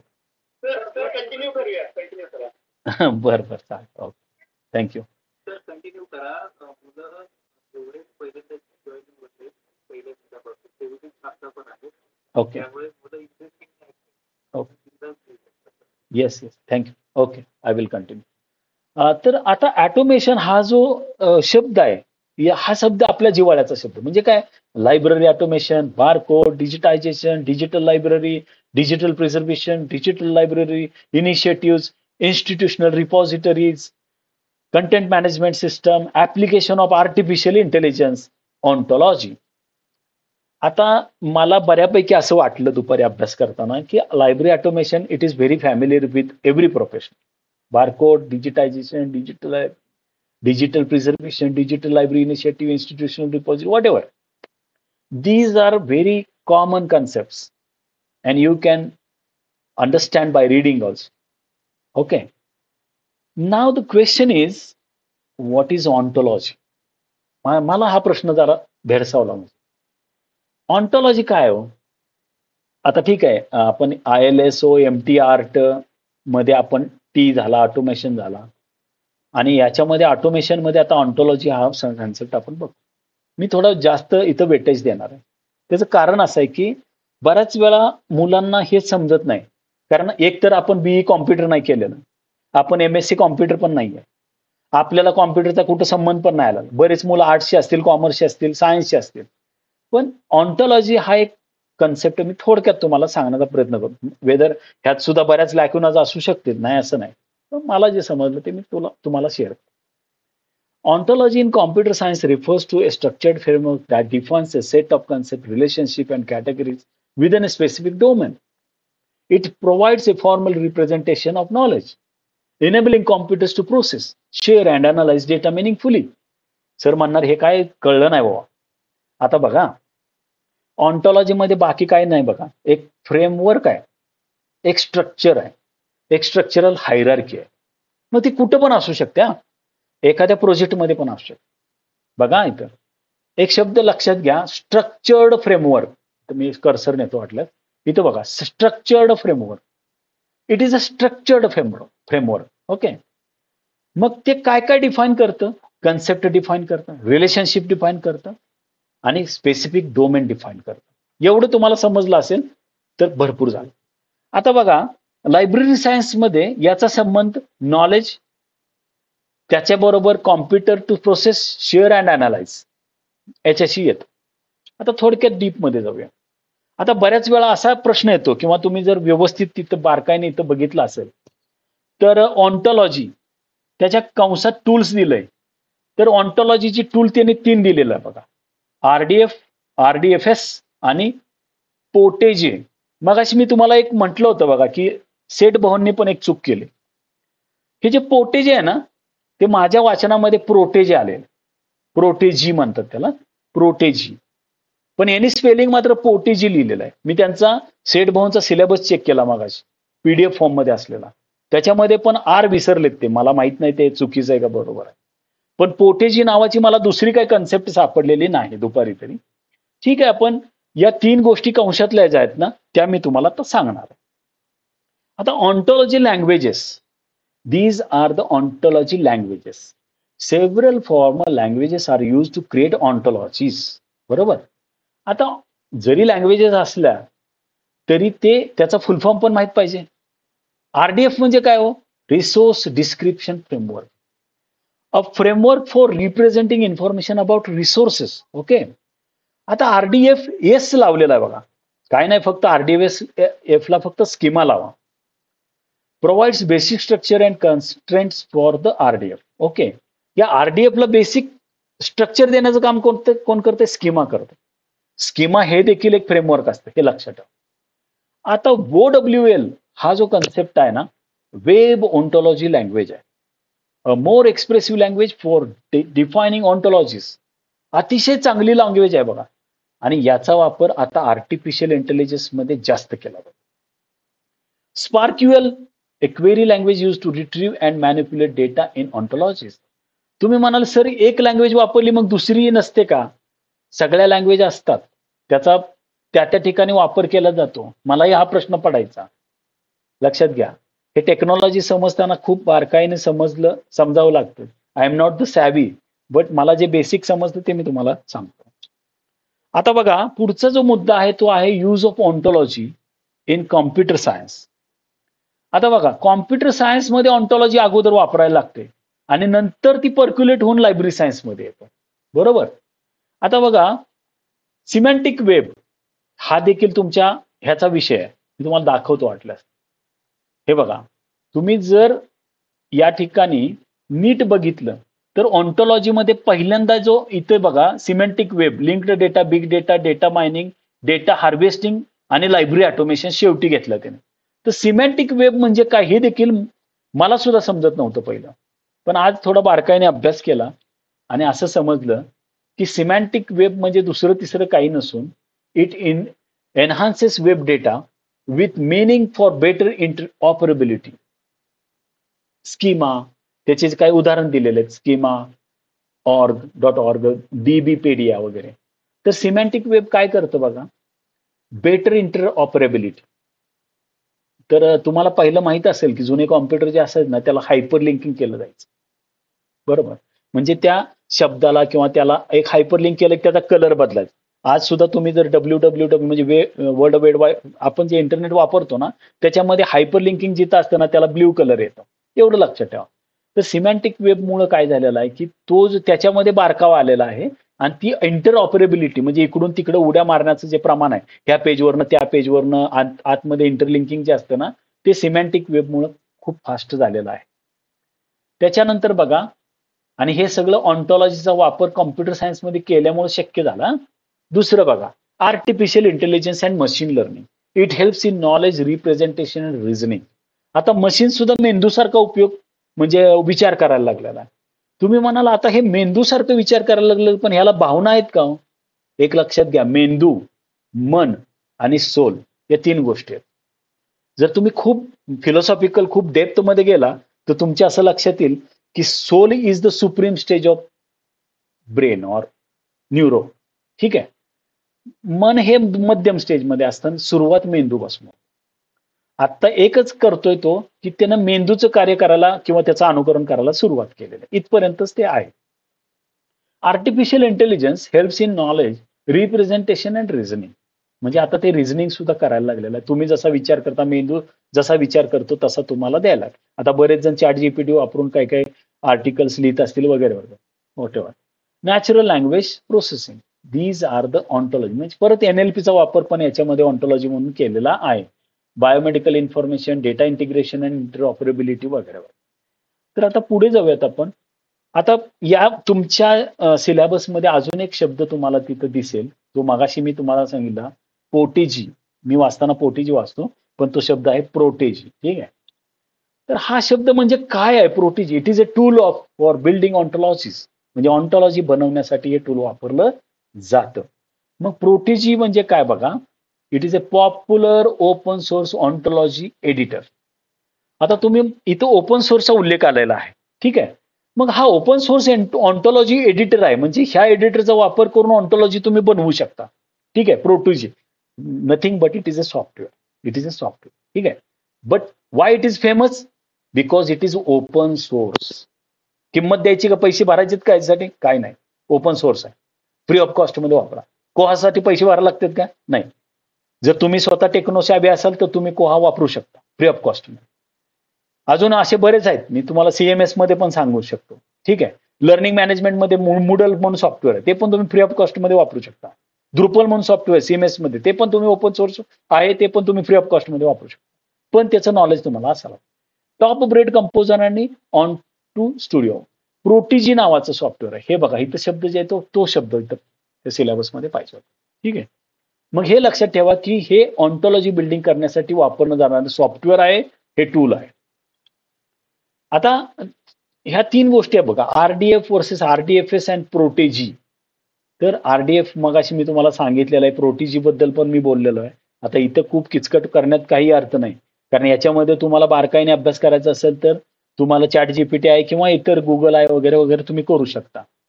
सिमॅन्टिक वेब मी तुम्हाला इथं एवढंच सांगू शकतो, सिमॅन्टिक वेबचा अभ्यास करत असताना सिमॅन्टिक web is a vision of the World Wide Web that allows machines to understand data. It is an extension of the current web that adds machine readable metadata to information and data. हे जे blue colour मध्ये लिहिलेलं 2 line आहेत ना, तेवढंच लक्षात ठेवा. कारण का त्याने काय केलेलं आहे, it is the extension of the current web. म्हणजे करंट वेब जे आहे त्याचं एक्सटेन्शन झालेलं आहे. बस आता डब्ल्यू मध्ये सुरुवातीला आलेलं त्याला लिमिटेशन होता, पण आता ते युजर फ्रेंडली होत चाललेलं आहे. का? तर सिमॅन्टिक वेबमुळे होत चाललेलं आहे. का सिमॅन्टिक वेबमुळे होत चाललेलं आहे? तर ते मशीन रिडेबल मेटा डेटा आहे आणि ते डेटाला अंडरस्टँड करत आहे. ठीक आहे. ते मशीन डेटाला अंडरस्टँड करू शकतं. ओके. आता ह्याचं काम कसं चालतं बघा. तर याच्यामध्ये जे signal to programs what contents belong to which categories, it allows data to be structured in graphs. म्हणजे तुम्हाला रेडीमेड ग्राफ्स बनवून देईल, चार्ट बनवून देईल, तुम्हाला रेडीमेड हे जे सगळं देत आहे. आता तुम्ही एक म्हणजे साधं उदाहरण घ्या, MS ऑफिस पूर्वी कसं होतं आणि आता कसं आहे. आता तुम्हाला जर एखादं वर्डमध्ये जरी तुम्हाला एखादी सिक्वेन्स लावायचा असेल, बिब्लिओग्राफी तयार करायची असेल, रेफरन्स टूल, इतकी टूल्स आहेत की तुम्हाला ते रेडीमेड तुम्हाला बऱ्याच गोष्टी करून देत असतात. ठीक आहे. पुढे जाऊयात आपण. Linked data, research methodology. हा अतिशय माझ्या जिव्हाळीचा टॉपिक आहे ऍक्च्युली. एज्युकेशन मध्ये पण सेट पास झाल्यामुळे असेल कदाचित की बाबा रिसर्च मेथडॉलॉजी आवडीचा विषय माझा. तर रिसर्च मेथडॉलॉजी हा 9वा टॉपिक आहे. म्हणजे ILSO MT आर्ट. आता याच्यामध्ये R आणि T हे 2च राहिले होते आणि हा रिसर्च मेथडॉलॉजी. आता रिसर्च काय मी जास्त गुळगुळीत टॉपिक आहे, कारण तुम्ही MLibला प्रोजेक्ट केलेला असल्यामुळे या कन्सेप्ट फार जुन्या आहेत. Research methods, research design method, data collection, data analysis and interpretation, त्याच्यानंतर स्टॅटिस्टिकल पॅकेजेस, त्याच्यामध्ये SPSS, बिब एक्सेल वगैरे स्प्रेडशीट, हे ते research report writing, citation tools, metric studies in list, impact factor, trends in library वगैरे वगैरे. आता ह्याच्यामध्ये जे आहे ते इथं थोडा विचार करायला लावणारे जे इम्पॅक्ट फॅक्टर म्हणून हा जो टॉपिक आहे ना, तर तो टॉपिक जो आहे तो मात्र महत्वाचा आहे. म्हणजे काय, बऱ्याच वेळा असं होतं की इम्पॅक्ट फॅक्टर म्हणजे काय ते कळत नाही. इम्पॅक्ट फॅक्टरला जर जाणून घ्यायचं असेल तर पहिल्यांदा 8व्या नंबरला लक्ष द्यायला लागतं. 8वा नंबर काय, मेट्रिक स्टडीज इन लिस्ट. त्याच्यामध्ये बिब्लिओमेट्रिक्स, सायंटोमेट्रिक्स, वेबोमेट्रिक्स आणि आल्टमेट्रिक्स. ओके. बऱ्याच वेळा असे प्रश्न यायचे नेटसेटला, अरे बिब्लिओमॅट्रिकवर प्रश्न आला, सायंटोमॅट्रिकवर. अरे पण हे कुठल्या युनिटमध्ये, मी विचारायचं मुलांना, अरे कुठल्या युनिटला डील करतं? मुलांनाही माहित नसायचं. ते म्हणत बहुतेक 10व्या युनिटमध्ये, बहुतेक 8व्या युनिटमध्ये, बहुतेक कॉम्प्युटरमध्ये. नंतर माझ्या हे संशोधनाअंती लक्षात आलं की this is the part of research methodology. This is the part of research methodology. आणि त्याचे मेट्रिक्स आहेत. मग मेट्रिक्स म्हणजे काय? मेट्रिक्स मध्ये स्टॅट असतं, बाकी काही नसतं. स्टॅटिस्टिकल. ठीक आहे. मग इम्पॅक्ट फॅक्टर बघा, काय काय जण म्हणतात our journal is impact factor 7.73. Impact factor म्हणजे चांगला इम्पॅक्टर आहे. ठीक आहे. अशा पद्धतीने त्याने इम्पॅक्ट म्हणजे it is a matrix, it is a statistics, nothing else. Okay. मग त्याच्यामध्ये अनेक टूल्स आहेत. एच इंडेक्स आहे, जी इंडेक्स आहे, आय10 इंडेक्स आहे. त्याच्या I am not going into deep because this subject is also very big. So last point is trends in library and information science research. आता library and information science मध्ये सुद्धा नवीन trends आले आणि या ट्रेंड्सची माहिती तुम्हाला ऍज अ नेटसेट परीक्षार्थी असेल किंवा ऍज अ फ्युचर रिसर्चर असेल हे तुम्हाला माहिती असायला पाहिजे. आत्ता मी तुम्हाला सांगू शकतो की आत्ता सध्याचा जो लेटेस्ट ट्रेंड आहे तो एआयचा आहे, आर्टिफिशियल इंटेलिजन्स. शेवटचा जो आहे तो ILSO MT आर्ट. टी पर्यंत येऊन पोहोचलो. सर सुटलो बाबा म्हणणार आता. टी पर्यंत आलो आता, एकदा ती सिलेबस तर संपला. Okay. Types of libraries and information system. अतिशय सोपं आहे. फक्त 2023 मध्ये जो सिलेबस बदलला त्याच्यामध्ये काही म्हणजे काय म्हणतात त्याला अपडेशन्स याच्यामध्ये टाकलेले आहेत. त्या कुठल्या आहेत मी थोडक्यात सांगेन तुम्हाला. Academic library, public library, special library, health science library, corporate library हे जे आहे ना हे याच्यामध्ये इंट्रोड्यूस झालेलं आहे. Agriculture library, engineering and technology library, archive, museums and oriental library हे इंट्रोड्यूस झालेलं आहे. CIS हे इंट्रोड्यूस झालेलं आहे. CIS बद्दल मगाशीच मी सुरुवातीला तुम्हाला इन्फॉर्मेशन त्याची दिलेली आहे. Information services and systems for persons with disability. म्हणजे PWD जी असतात त्या लोकांना सेवा देत असताना कोणत्या काळजी घ्यायला पाहिजे, त्याच्यासाठी रॅम्प बनवायला पाहिजे, त्यांच्यासाठी ब्रेली बुक्स ठेवायला पाहिजे वगैरे वगैरे. या पद्धतीचा हा सिलेबस आहे. आता या ठिकाणी आपले सिलेबस संपलेले आहेत. म्हणजे मी आता याच्यामध्ये मगाशी टाइप्स ऑफ क्वेश्चन्स मी सुरुवातीलाच तुम्हाला खूप डीपली सांगितलेलं आहे, त्यामुळे I will not spend my time here.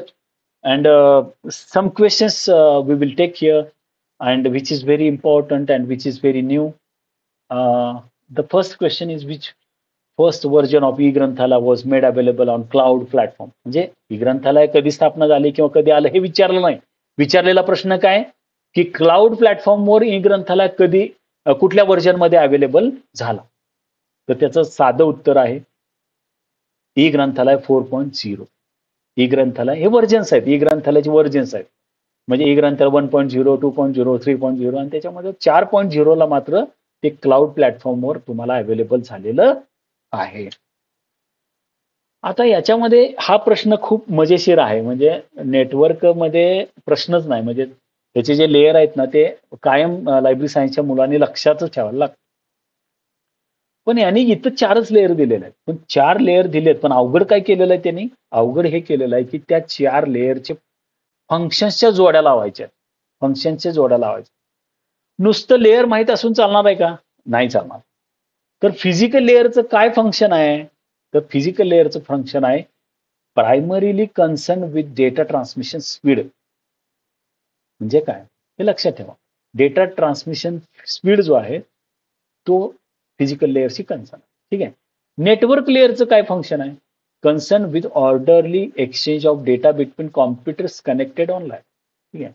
त्याच्यानंतर ट्रान्सपोर्ट लेयरचं काय? Ensures data is received reliably by the receiver. म्हणजे रिसिव्हर आला, ट्रान्सपोर्ट झालं. ठीक आहे. ऍप्लिकेशन लेयरचं काय काम आहे? It supports mail transfer, file transfer, remote log in etcetera. ठीक आहे. आता याच्यामध्ये तुम्हाला खूप बारकाईने म्हणजे टोटल लेयर किती आहेत, त्या लेयर मधले हे 4 लेयर कोणते आहेत, याला सोडून दुसरे लेयर कोणते आहेत, तर त्याच्यासाठी तुम्हाला शॉर्ट फॉर्म पण बनवायला लागतो. कारण नेटवर्कचे लेयर हा कॉमन प्रश्न असतो. क्वेश्चन नंबर पुढचा बघा. Organise the following in an ascending order from the date of their establishment. आता बघा पहिल्यांदा सगळ्यात काय आलेलं आहे? अलाहाबाद युनिव्हर्सिटी. त्यानंतर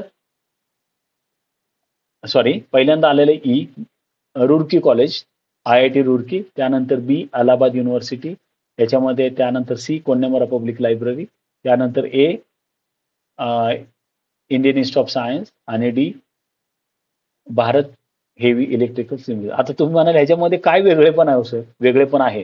वेगळेपण काय बघा, ह्यांनी फक्त पब्लिक लायब्ररीचे दिलेले नाहीयेत, लक्षात घ्या. ह्याच्यामध्ये त्यांनी काय अमालगमेशन केलेलं आहे. म्हणजे काय, दे आर अमालगमेटेड द इन्स्टिट्यूट्स. म्हणजे बघा, Indian institute of science institute आहे का नाही बेंगलोरची, बरोबर, ठीक आहे. त्यानंतर IIT न्यू IIT रुड़की ही पण एक इन्स्टिट्यूट आहे का नाही, बरोबर. एक इंडस्ट्री पण आहे. कुठली इंडस्ट्री आहे? भेल म्हणतात ना त्याला, भारत हेवी इलेक्ट्रिकल्स लिमिटेड, बरोबर. ही एक इंडस्ट्री आहे. मग कोन्नेमरा पब्लिक लायब्ररी पण आहे आणि अलाहाबाद युनिव्हर्सिटी पण आहे. म्हणजे बघा, त्याच्यामध्ये त्यांनी नॅशनल इन्स्टिट्यूट पण घेतलेलं आहे, विद्यापीठ घेतलेलं आहे, पब्लिक लायब्ररी घेतलेलं आहे, इंडस्ट्री घेतलेलं आहे. म्हणजेच काय हो, हा प्रश्न कुणाला रिलेट करतो? युनिट नंबर 10 ला रिलेट करतो. आता पुढे जाऊयात आपण. यामध्ये बघा प्रश्न आहे गिव्ह बिलो आर 2 स्टेटमेंट्स. आता 2 स्टेटमेंट दिले, एक असर्शन एक रिझन. ठीक आहे, ते वाचायला नको. बघा पहिलं काय, public libraries in India emphasise on library cess. ठीक आहे, बरोबर आहे. कारण public library cess academic library घेतात का हो? आता सेस म्हणजे काय हे माहित पाहिजे पहिल्यांदा. सेस म्हणजे एक करदात्याकडून घेतला जाणारा कर असतो. ठीक आहे, सेस, लायब्ररी सेस.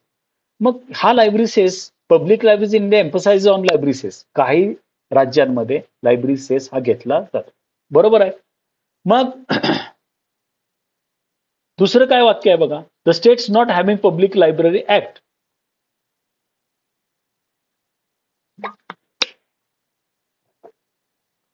आता बघा दुसरं वाक्य आहे, the states not having public library act do not have a provision of library cess. ज्या राज्यामध्ये पब्लिक लायब्ररी ऍक्ट झालेला नाही त्या राज्यामध्ये सेस घेऊ शकत नाही. सेसची प्रोव्हिजन नाहीये, लायब्ररी सेसची नाहीच आहे. हे पण वाक्य बरोबर आहे. म्हणजेच काय, both A and R true. तिथपर्यंत ठीक आहे. पण गंमत इथं होते की R is the correct explanation of A. ज्या राज्यामध्ये पब्लिक लायब्ररी ऍक्ट झालेला नाही त्यामुळे प्रोव्हिजन ऑफ लायब्ररी सेसची प्रोव्हिजन नाहीये. परंतु public libraries in India emphasise on library cess.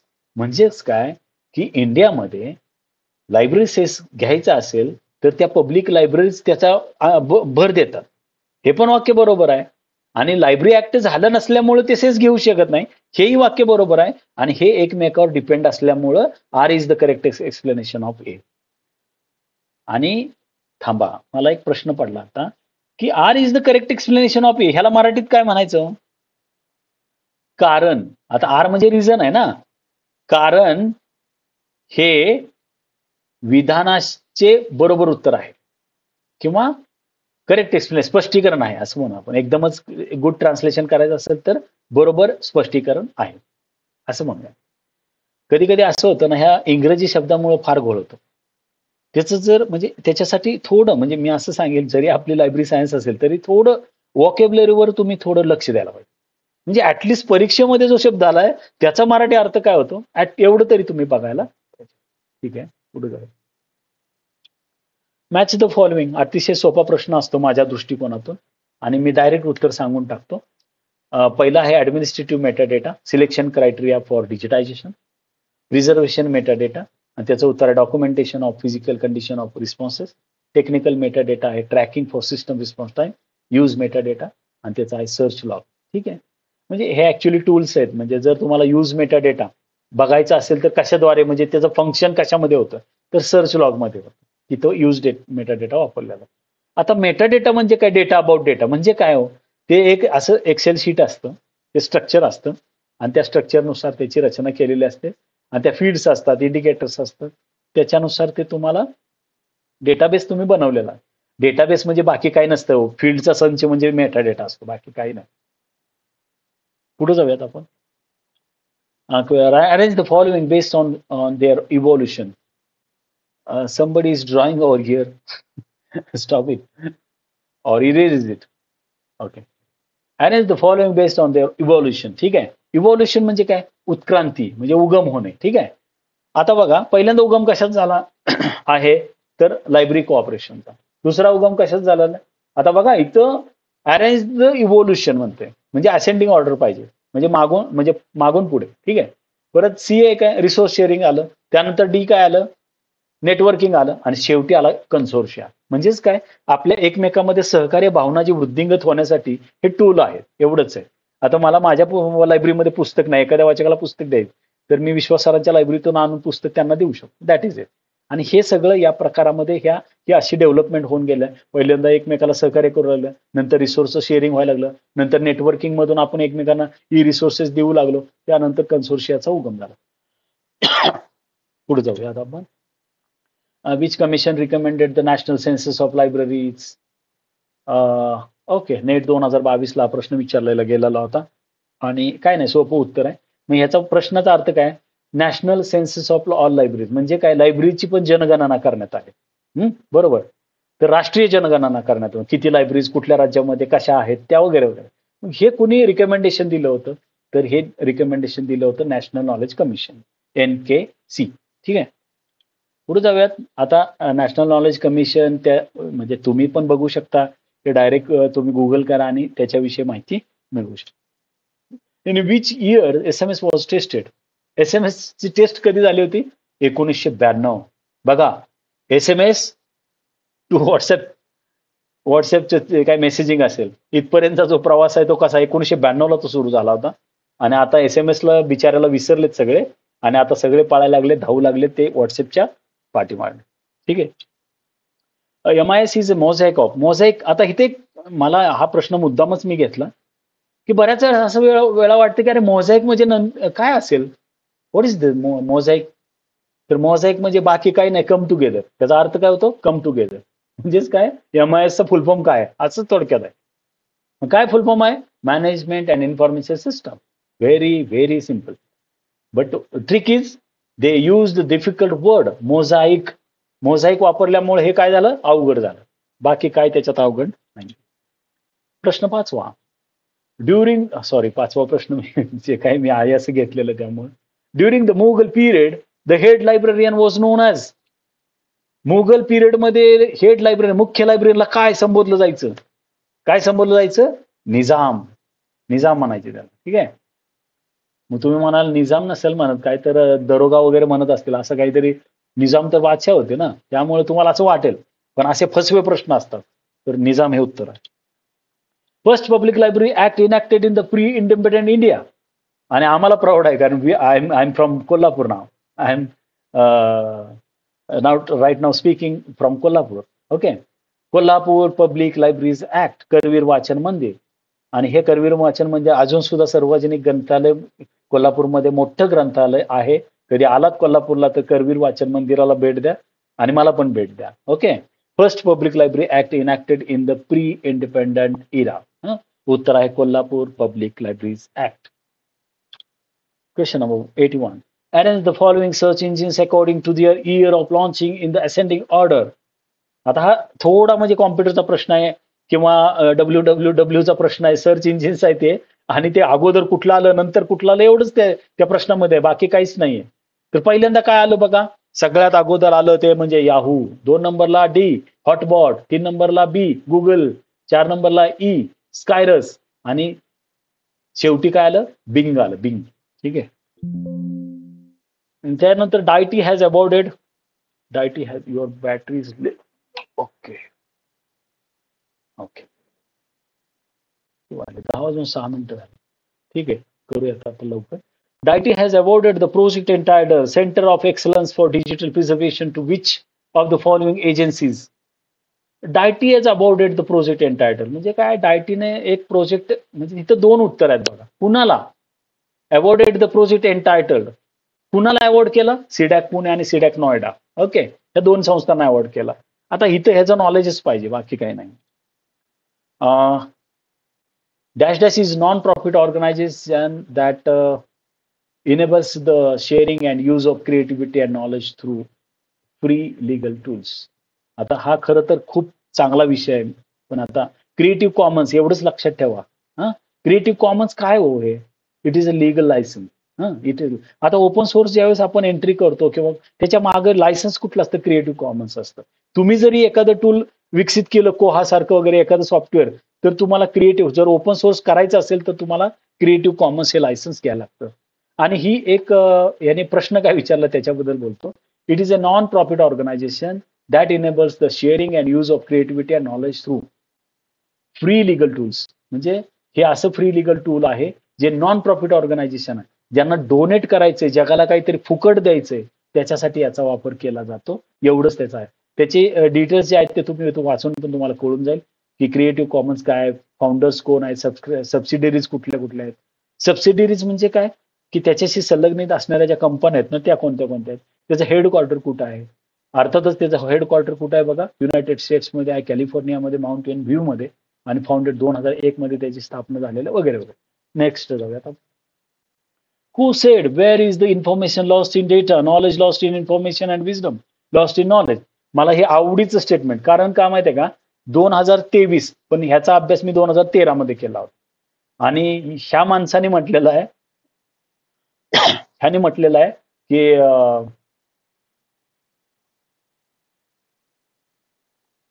याने म्हटलेलं आहे की टी.एस. इलियट या तत्ववेत्त्यानं असं म्हटलेलं आहे, where is the information lost in data, म्हणजे वी लॉस्ट इन डेटा. म्हणजे आपण जे नॉलेज कमवतोय ना ती इन्फॉर्मेशन सुद्धा नाहीये म्हणतोय तो.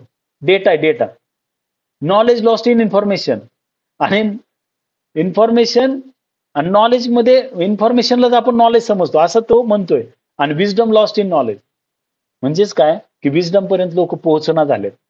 विजडम पण मध्ये पर्यंत पोहोचण्यासाठी काय लागतं मित्रांनो, एकच गोष्ट लागते, आणि दॅट इज मेडिटेशन. म्हणजे मी कोण आहे याचा ज्यावेळेस माणूस शोध घेतो, किंवा मी किती हुशार आहे याचा शोध घेतो, मला काय येतं याचा शोध घेतो, त्यावेळेस तो थोडा विजडम पर्यंत म्हणजे त्याचा प्रयत्न असतो. पोहोचेल की नाही मला माहिती नाही, पण त्याचा प्रयत्न असतो. नेक्स्ट जाऊयात आपण. काय झालं, ठीक आहे, हा घेतला होता मगाशी प्रश्न. ह्या पॅसेज पण घेतले होते आपण मगाशी. Dedication which of the following session billing. हा पण म्हणजे पॅराग्राफवरचाच प्रश्न आहे. Motion box is a video sharing community. हा, हे एक लक्षात ठेवा, motion box is a dash. तर मोशन म्हटलं की पिक्चर लक्षात ठेवा, व्हिडिओ, हा, not audio, not knowledge. Okay, video sharing community. हा लेटेस्ट प्रश्न आहे, मला वाटतं हा काहीतरी 2022 का 23 ला विचारलेला आहे. बिब्लिओफाईल इज, हे पण एक चकवा प्रश्न आहे जरा. हा बिब्लिओफाईल काय आहे हे माहित पाहिजे तुम्हाला. तर एक मिनिट. हा, bibliophile is a lover of books. Is a lover of, ह्याची कन्सेप्ट बघा, मला खूप आवडलं हे ऑप्शन. आणि bibliophilia or bibliophilism is the love of books. A bibliophile or bookworm is an individual who loves and frequently reads and or collects book. म्हणजे काय, थोडक्यात बिब्लिओफाईल ही कन्सेप्ट आहे लवर ऑफ बुक्स. म्हणजे they are loving books, they are taking interest in reading, like that. Okay. Who categorise information source into conventional, non conventional, neo conventional, micro documents. आणि हे तर सर्वांना मध्ये बिलिम मध्ये शिकलो आपण. रंगनाथन यांनी 4 कॅटेगरी केल्या होत्या. त्याच्यामध्ये पहिली कन्व्हेन्शनल, दुसरी नॉन कन्व्हेन्शनल, तिसरी निओ कन्व्हेन्शनल, आणि चौथी मायक्रो डॉक्युमेंट्स. पुढे जाऊयात आपण.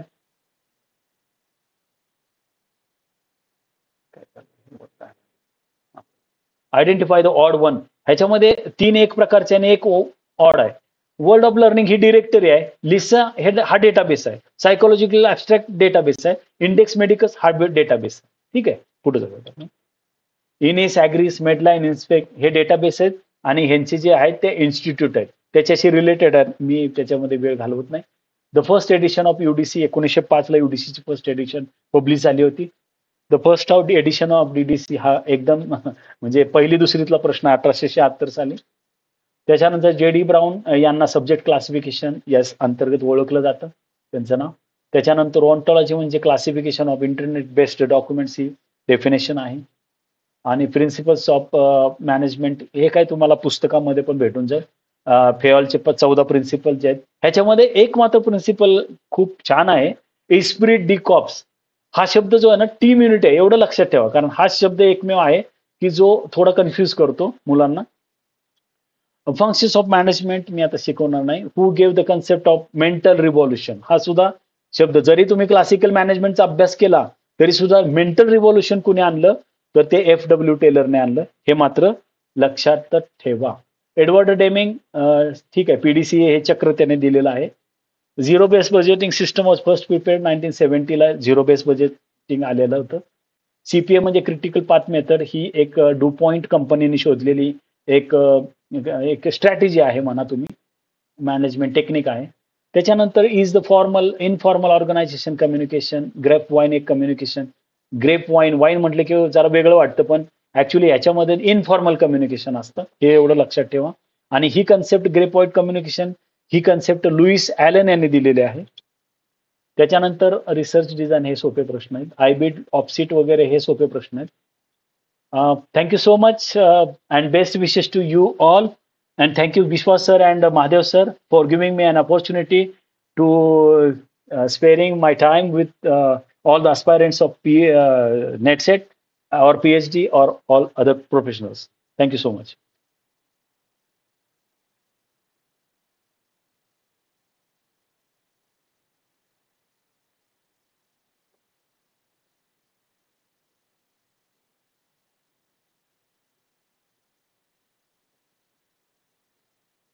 हाँ, विश्वास सर.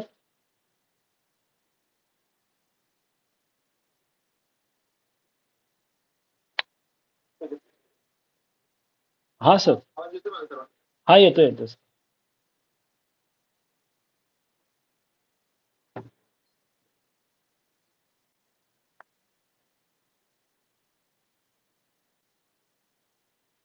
हॅलो. हाँ सर, बोला बोला, आवाज येतो. हा सर. खरं तर आभार मानणं खूपच योग्य ठरेल असं मला वाटतं. त्याच्या दोन गोष्टी आहेत. घरातल्या माणसाचे आभार मानणं हे थोडंसं अवघड होतं.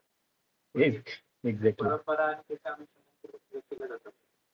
त्याच्या अनुषंगाने शिक्षक, विद्यार्थी आणि या विद्यार्थ्यांमध्ये असणारं ना सगळ्या गोष्टीचा विचार करून आपल्याला खरं तर आपण अभ्यास करत असताना किंवा नागरिक साहित्य मध्ये नगरकर फॅमिली हे सर आहेत असं दोन महिने आणि जिथे जिथे गेलो ज्या ज्या लायब्ररीला भेटलो तर सहज विषय तर आपण तिथं नातं म्हणजे गरजेचं कारण की बंधू असतील तो इथे आणि मग आमचं बरेच महिला तर तो पण चांगल्या पद्धतीने सांगतायत की आपण फॉलो पण करतोय आणि विद्यार्थ्यांना तर ऑनलाईनच्या माध्यमातून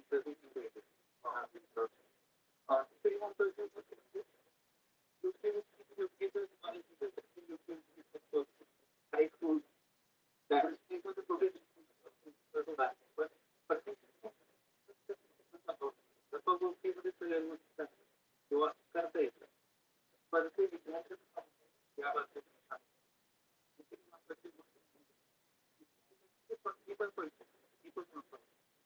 या सगळ्या गोष्टी आता जर आपण पाहिजे पण अजून विचार करणं सर्वांना जर आपले युट्यूब चॅनल आहे किंवा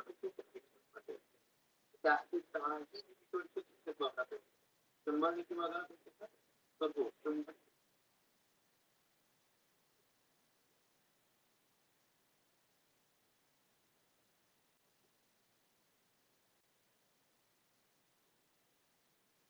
सर, आवाज येत नाही.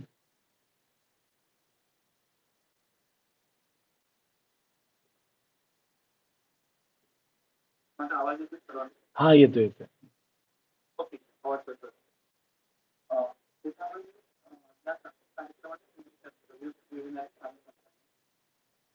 आपल्या सर्वांची तर आदर मानणं तर विनंती पण करायची आम्हाला जे ज्यावेळेस आवश्यकता लागेल ज्यावेळेस आम्हाला तुम्हाला भेटू त्यावेळेस तुम्ही निश्चित आहे आम्हाला खात्री आहे. Sure sir.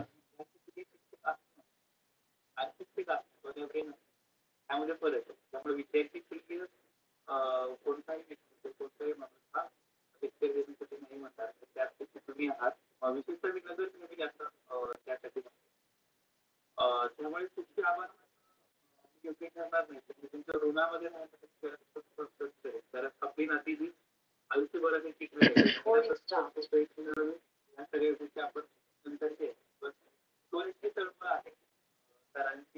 सरांचे बंधू आहेत तर ते विद्यार्थी प्रिय आहे. जेणेकरून विद्यार्थ्यामध्ये समजा त्या समोर येते परत त्यांना सक्षम तिचा महिला वर्ग आहे. त्यामुळे सरांच्या ऋणात जास्त पसंत केलं. त्याचबरोबर काय होतं की बऱ्याच वेळेस योग्य व्यक्ती काम करायचं असेल तर तो मधला व्यक्ती खूप महत्वाचा आहे.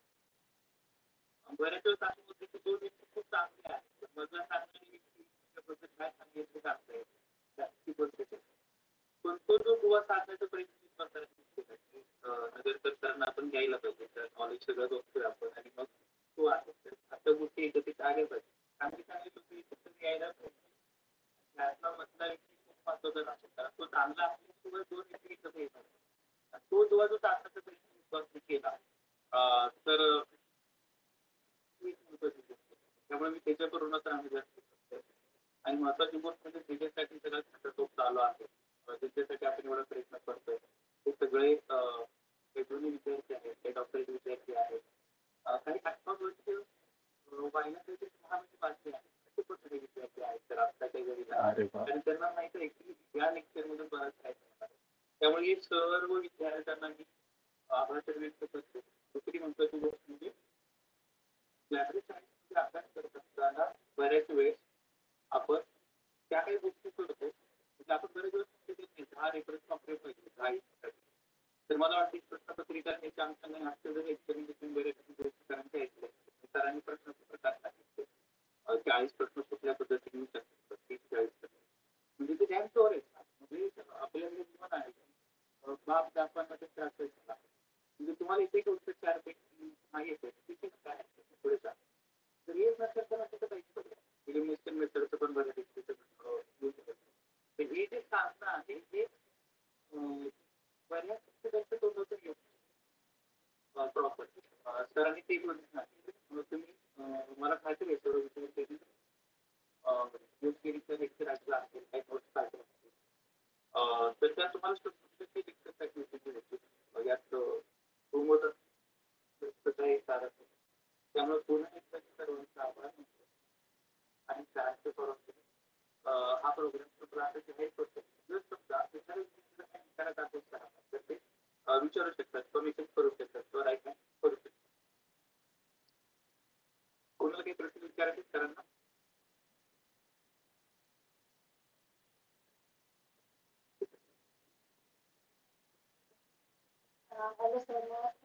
हा नमस्कार.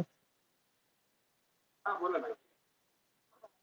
बोलते तर आजचं लेक्चर तुम्ही एवढं सुंदर घेतलं आहे क्लिअर झालं माझ्याकडे खूप प्रश्न होते तुमच्या लेक्चरमुळे ते माझ्या खूप क्लिअर झाले आणि खूप सुंदर लेक्चर घेतलं. Okay thank you.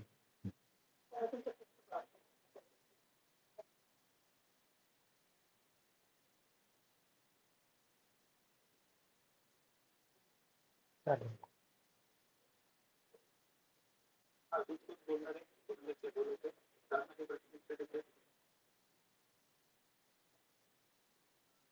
मला विचारायचं हा सर बोला. नाव सांगा सर नाव सुद्धा तुम्ही लातूरून बोलतोय सर. हा बोला बोला. सर आपली स्लाइड एकदम बेस्ट आहे आणि टेक्निक आहे स्लाइड ते एकदम परफेक्ट आहे. मी जे ट्रॅक मध्ये अभ्यास केलेला आहे ग्राफिक सायन्स मध्ये एकदम जे तुमचे टेक्निक आहे त्याच टेक्निक मी अभ्यास केला आहे. 2020 मध्ये मी टेस्ट क्वालिफायर आहे. Wow very nice congratulations. Okay. जे पॉईंट आहे विशेष पॉईंट जे स्लाइड आहे एकदम परफेक्टली आहे. पण तुमची पीडीएफ भेटू का मला एकदम स्लाइडची. हा महादेव सरांकडे पाठवली मी मग ते देते. हो सर आपण बघूया काय प्रश्न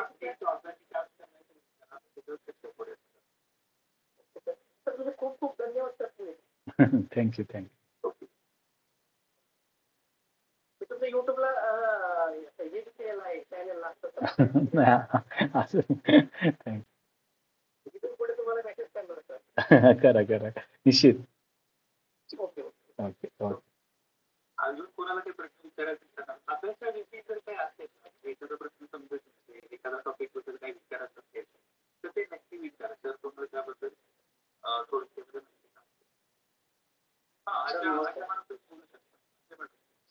सर नमस्कार. नमस्कार. हा सर, माझा प्रश्न असा आहे की तुम्ही सगळंच काय सांगितलं. माझा प्रश्न असा सर, मी वायसीएमला सध्या करतोय. तर वायसीएमची डिग्रीची पुस्तक आहे ती बऱ्यापैकी पुण्यासारख्यांची पब्लिश आहे, ते सगळंच आहे त्याच्यामध्ये. आणि माझा असा पुढचा अजून एक प्रश्न आहे की वायसीएमची डिग्री ॲज ए स्टुडंट जे रेग्युलर कोर्सेस आहेत त्या समतुल्य आहेत जॉबसाठी. थोडक्यात उत्तर देतो की वायसीएमची डिग्री ही 100% समतुल्य आहे. ती शंका काही तुम्ही डोक्यात घेऊ नका, कारण आमच्या कोल्हापूर जिल्ह्यामध्ये मला वाटतं 50% लायब्ररी वायसीचीच आहेत, त्यामुळे काही काळजी नाही. चॅटबॉक्समध्ये एक प्रश्न आहे, प्रिपरेशन सारखेच करायचे? हा चांगला प्रश्न आहे ऍक्च्युली. बर, ऍक्च्युली सेट आणि नेट याच्यामध्ये बेसिक फरक काय माहिती आहे का? तर तो बेसिक फरक वरवरचं बघितलं तर तो लँग्वेजचा फरक आहे, बरोबर. म्हणजे सेट परीक्षा मराठीमध्ये देऊ शकतो आणि नेट परीक्षा इंग्लिश आणि हिंदीमध्ये देऊ शकतो, हा झाला वरवरचा फरक. आता दुसरी गोष्ट अशी आहे की मोड्स जे आहेत, म्हणजे परीक्षा द्यायची कशी, तर मला वाटतं सेट काहीतरी पेपर पेनवर होते आणि नेट ही कॉम्प्युटराइज्ड होते. आणि मध्ये काहीतरी महादेव सर मला एकदा सांगा की नेटचा मध्ये काहीतरी एक प्रयोग झाला, तो फसला, काहीतरी काय झालं होतं ते नेमकं?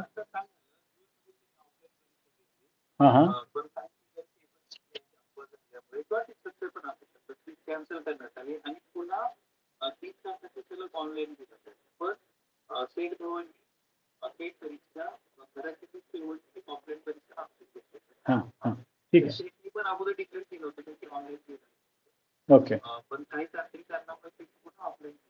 ओके. असे दोन फरक आहेत. ओके.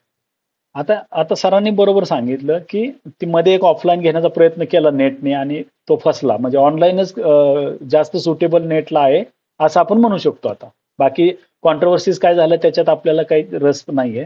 दुसरं काय की सेट परीक्षा जी आहे त्याचा सिलेबस जो आहे तो सेम आहे, नेटचा आणि त्याचा सेमच आहे, बरोबर. आता सेटचा सिलेबस ची जी क्वेश्चन पेपर असते, मेजर डिफरन्स तिथं असतो. ॲज पर माय नॉलेज किंवा माय एक्सपिरियन्स, सेटचा जो सिलेबस असतो किंवा क्वेश्चन पेपर असतो, तो सेटचा क्वेश्चन पेपर थोडा इझी असतो असं माझं मत आहे. इझी असतो म्हणजे काय इझी असतो, तर पारंपरिक असतो तो. म्हणजे त्याच्यामध्ये नवीन इनोव्हेशन येत नाहीत. कदाचित त्याचं मला माहित नाही, खूप रिझन असू शकतात त्याचे, कारण एक्सपर्ट्स जे आहेत ते पूर्ण इंडियातनं त्यांना मिळतात नॅशनल लेवलला, आणि स्टेट लेवलला कदाचित त्यांना ती मिळवताना अडचणी येत असाव्यात कदाचित. त्याच्यानंतर काय आहे की सेट परीक्षा पास होणं हे तुलनेने सोपं आहे. त्याचं कारण काय की मुलांना जे पासिंग पर्सेंटेज दिलेलं आहे, म्हणजे ॲपियर मुलांच्या मध्ये एवढी मुलं पास होतात, तर ते पासिंग पर्सेंटेज मला वाटतं सेटचा रिझल्ट हा बेटर दॅन नेट आहे असं मला वाटतं. दुसरी अडचण अशी होती की नेटचा अभ्यास करताना मुलांच्या लँग्वेज बॅरियरचा जरा इश्यू होतो. म्हणजे नेट नापास होण्याची किंवा क्वालिफाय न होण्याची कारणं ही आहेत की त्यांना प्रश्नाचे अर्थ कळत नाही. पण त्याच्यामध्ये प्रत्येकाचीच भाषा अंडरस्टँडिंगची लेवल जी आहे ती चांगली असेल असं सांगता येत नाही. हा, ज्यांची चांगली आहे, ज्यांचं लॉजिकल थिंकिंग आहे, ते नेटवर लवकर क्लिअर होतात. तर पण आता हे जे कारण मी सांगितलेले आहेत, त्याच कारणांचा विचार करून तुम्हाला काय करायचं, ते रेमेडियल घ्यायचं, म्हणजे त्याच्यावर उपाय करायचे. आता सपोज माझं जर इंग्लिश मला अंडरस्टँड होत नसेल तर मी थोडी इंग्लिशची वोकॅब्युलरी वाढवायला पाहिजे. एवढी पण नको की तुम्हाला जाऊन स्पीच करायचं वगैरे, असं काही जास्त नको. पण ऍटलिस्ट लायब्ररी सायन्सचे जे क्वेश्चन पेपर आहेत त्यातले तरी प्रश्नाचे अर्थ कळायला पाहिजे. पहिल्या पेपरचे जे प्रश्न आहेत त्याचे तरी योग्य अर्थ लागला पाहिजे. कारण सेट आणि नेटमध्ये एक कॉमन सूचना असते की ते ज्यावेळेस काही कन्फ्युजन असतील तर त्यावेळेस ते इंग्लिशचीच प्रश्नपत्रिका ते ग्राह्य धरतात. हा त्यातला एक भाग.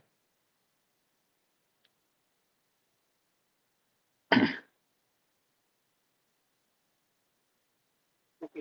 अच्छा टोळी मॅडम, तुम्हाला काही विचारायचं आहे का?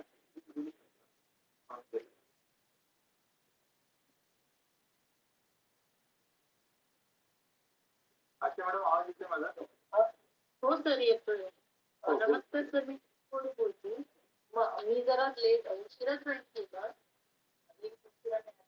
तर सर मला क्लास बद्दल थोडी माहिती मिळतं किंवा कॉन्टॅक्ट करून सांगतो. तर जरा क्लास बद्दल आपलं उद्या पण लेक्चर आहे. आता त्या लेक्चर नंतर मी थोडं त्याबद्दल पण बोलणार आहे. तर तुमचा अभ्यास काय करायचं आपण क्लास बद्दल तुम्हाला सांगितलं. ठीक आहे, चालेल. लेफ्ट नका नाही सर, आहे आहे sir. Okay okay okay. Sir, मी एक विचारू का? तर तुम्ही म्हणालात की मॅचिंगचे क्वेश्चन जास्त आहेत ते सोपे असतात, ते कशा प्रकारे? हा, त्याच्यामध्ये कसं होतं की त्याच्यामध्ये एलिमिनेट गोष्टी करू शकता. म्हणजे का की समजा त्यातले आता डीडीसी आहे आणि समोर जर तर समजा तुम्हाला डेलमिल डीव्हीचं नाव दिलेलं आहे सपोज, तर तुम्हाला ते 4 पैकी कुठलं तरी एक क्लिक होण्याची शक्यता आहे, बरोबर? किंवा युडीसी आहे, तर पॉल ऑटलेट नाव असेल पुढे. मग तुम्हाला डीडीसी माहित नाही, युडीसी पण माहित नाही, पण सीसी दिलेलं आहे आणि रंगनाथनचं नाव आहे. कुठेतरी असं क्रम वेगळा असेल त्याचा. आणि हे सगळं असताना तुम्हाला समजा इकडं अजून एक नाव दिलेलं असतं, तर 4 पैकी कुठंतरी एक क्लिक होण्याची शक्यता आहे. आणि तो मार्ग जो असतो ना, यशाचा मार्ग, तो तुम्हाला तिथं लवकर सापडतो. म्हणजे मला तरी सापडायचं, मला 2 सापडायचे लवकर आणि 2 सापडल्यामुळे माझं 50% काम तिथं सोपं व्हायचं. आणि त्या फंक्शनमध्ये किंवा त्या नावामध्ये किंवा 2 शब्द 3 शब्द असतील तर ते एखाद्या शब्दामध्ये मला कुठेतरी असं भेटायचं की तिथं मला असं वाटायचं की नाही का, माझा जरी अभ्यास नाही, मला कन्फर्म माहित नाही, तरी पण माझा अंदाज तिथं जायचा. आणि तुम्हाला आश्चर्य वाटेल की 10 पैकी 8-9 प्रश्न माझे बरोबर यायचे. पण ते फक्त जोड्या लावायचे बरं का. तुम्ही असर्शन रिझन म्हणाल किंवा बाकीचे प्रश्न म्हणाल तर तिथं मी डाऊन यायचो, खाली यायचो. पण सगळ्यात जास्त स्कोर माझा तिथं व्हायचा. आणि त्याचं कारण हे आहे की तिथं तुम्हाला लॉजिक लावायला इन्फॉर्मेशन जास्त असतं.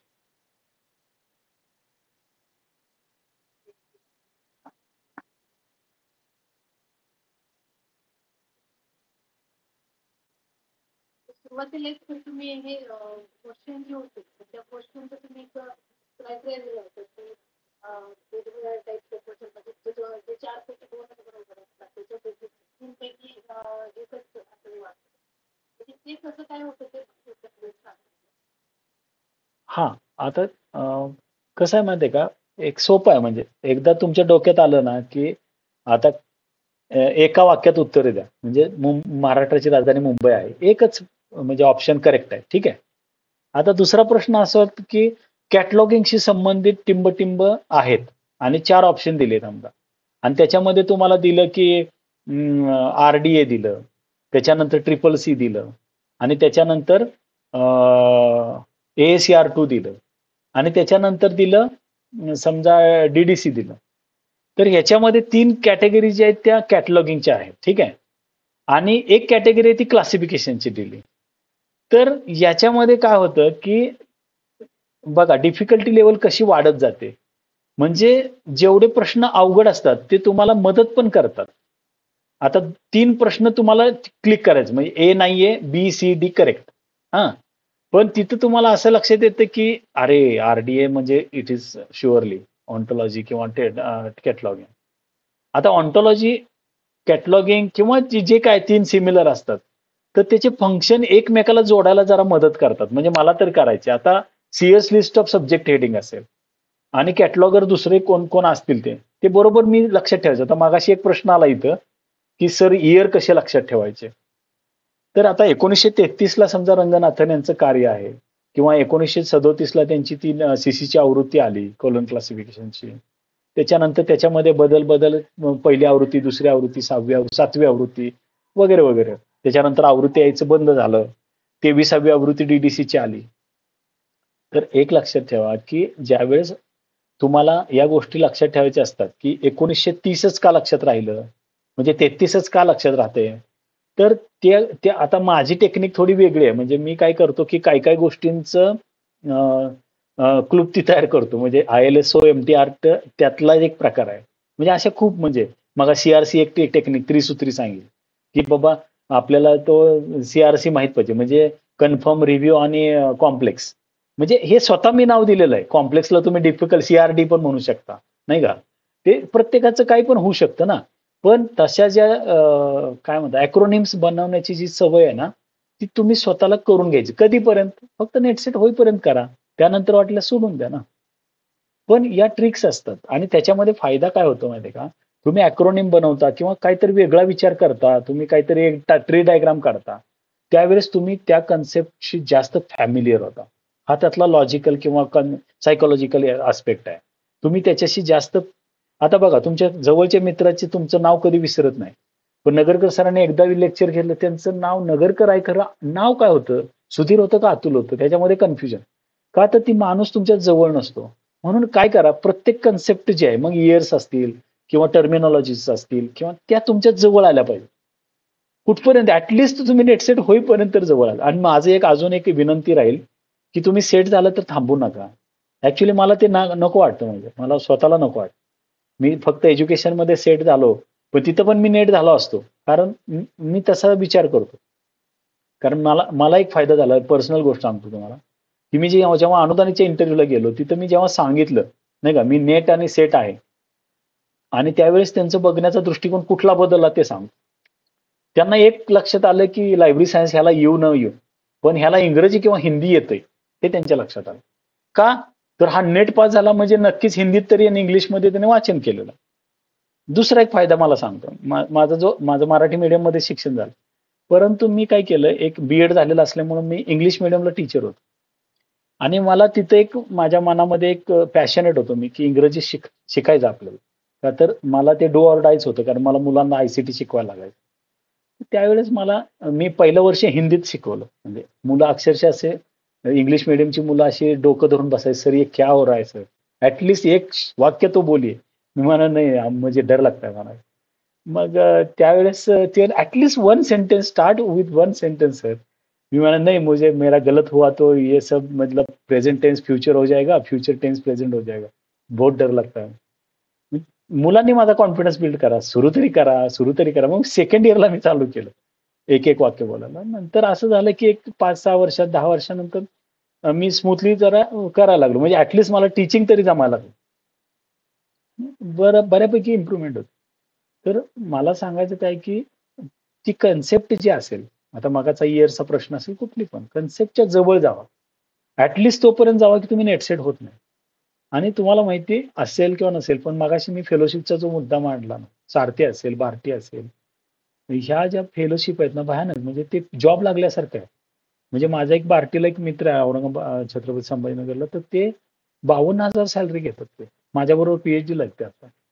म्हणजे it's not a joke actually it is earning good earning. आणि जर तुम्हाला 5 वर्ष 52,000 भेटत असतील तर 12 पंचे 60 म्हणजे 6 लाख रुपये तुम्हाला भेटले तर तुम्ही काहीही करू शकता. एनी काइंड ऑफ आणि तुमचा कॉन्फिडन्स किती बिल्डअप होईल. आणि एक लक्षात घ्या मी गव्हर्नमेंटचं धन्यवाद देईन की तुम्हाला तुमची PhD करण्यासाठी ते 52,000 पर मंथ देतात. म्हणजे हे मला तर काल्पनिक वाटायचं पूर्वी. पण त्या मुलांनी मला सांगितलं सर आम्हाला मिळतात महिन्याला तेवढे पैसे. इट इज गुड म्हणजे आणि गव्हर्नमेंट अशा इनिशिएटिव्ह घेतं त्याचा फायदा घ्या तुम्ही. That's it.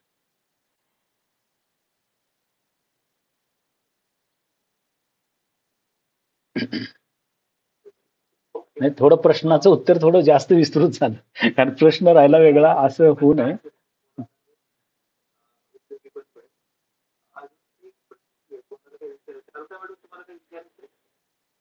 असं विचारायचं नाही सरांना फक्त सांगितलं सरांनी ते एक सेंटेन्स सांगितलं की लायब्ररी सायन्स मध्ये तुम्ही आलात म्हणजे तुम्ही मोठा झालात ते मला खूप भावलं.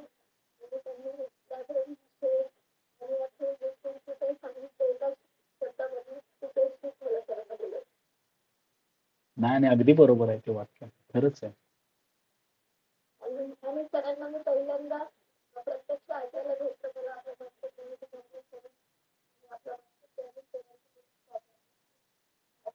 असं व्हिडिओमध्ये वगैरे ऐकलं होतं पण प्रत्यक्ष बघायला भेटलं. Thank you welcome. आणि सर आपला मास्तरमुळे मी पण एवढ्या जणांशी मला इंटरॅक्ट करता आला. थँक्यू सो मच आपला मास्तर अँड यू सर.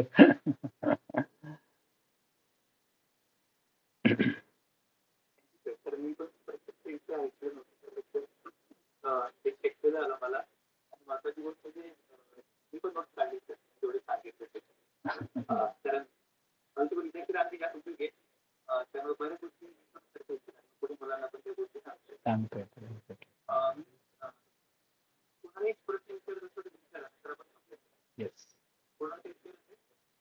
आणि नसेल तर तुम्ही म्हणजे मी लेफ्ट होतो मग तुमची मीटिंग चालू राहू द्या म्हणजे तुम्हाला हा असं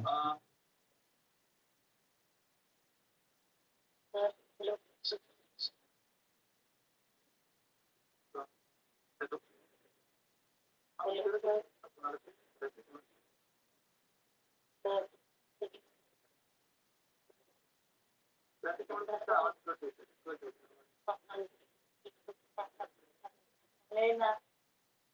तुमचा आवाज कट होतोय सर्वांना येत नाही.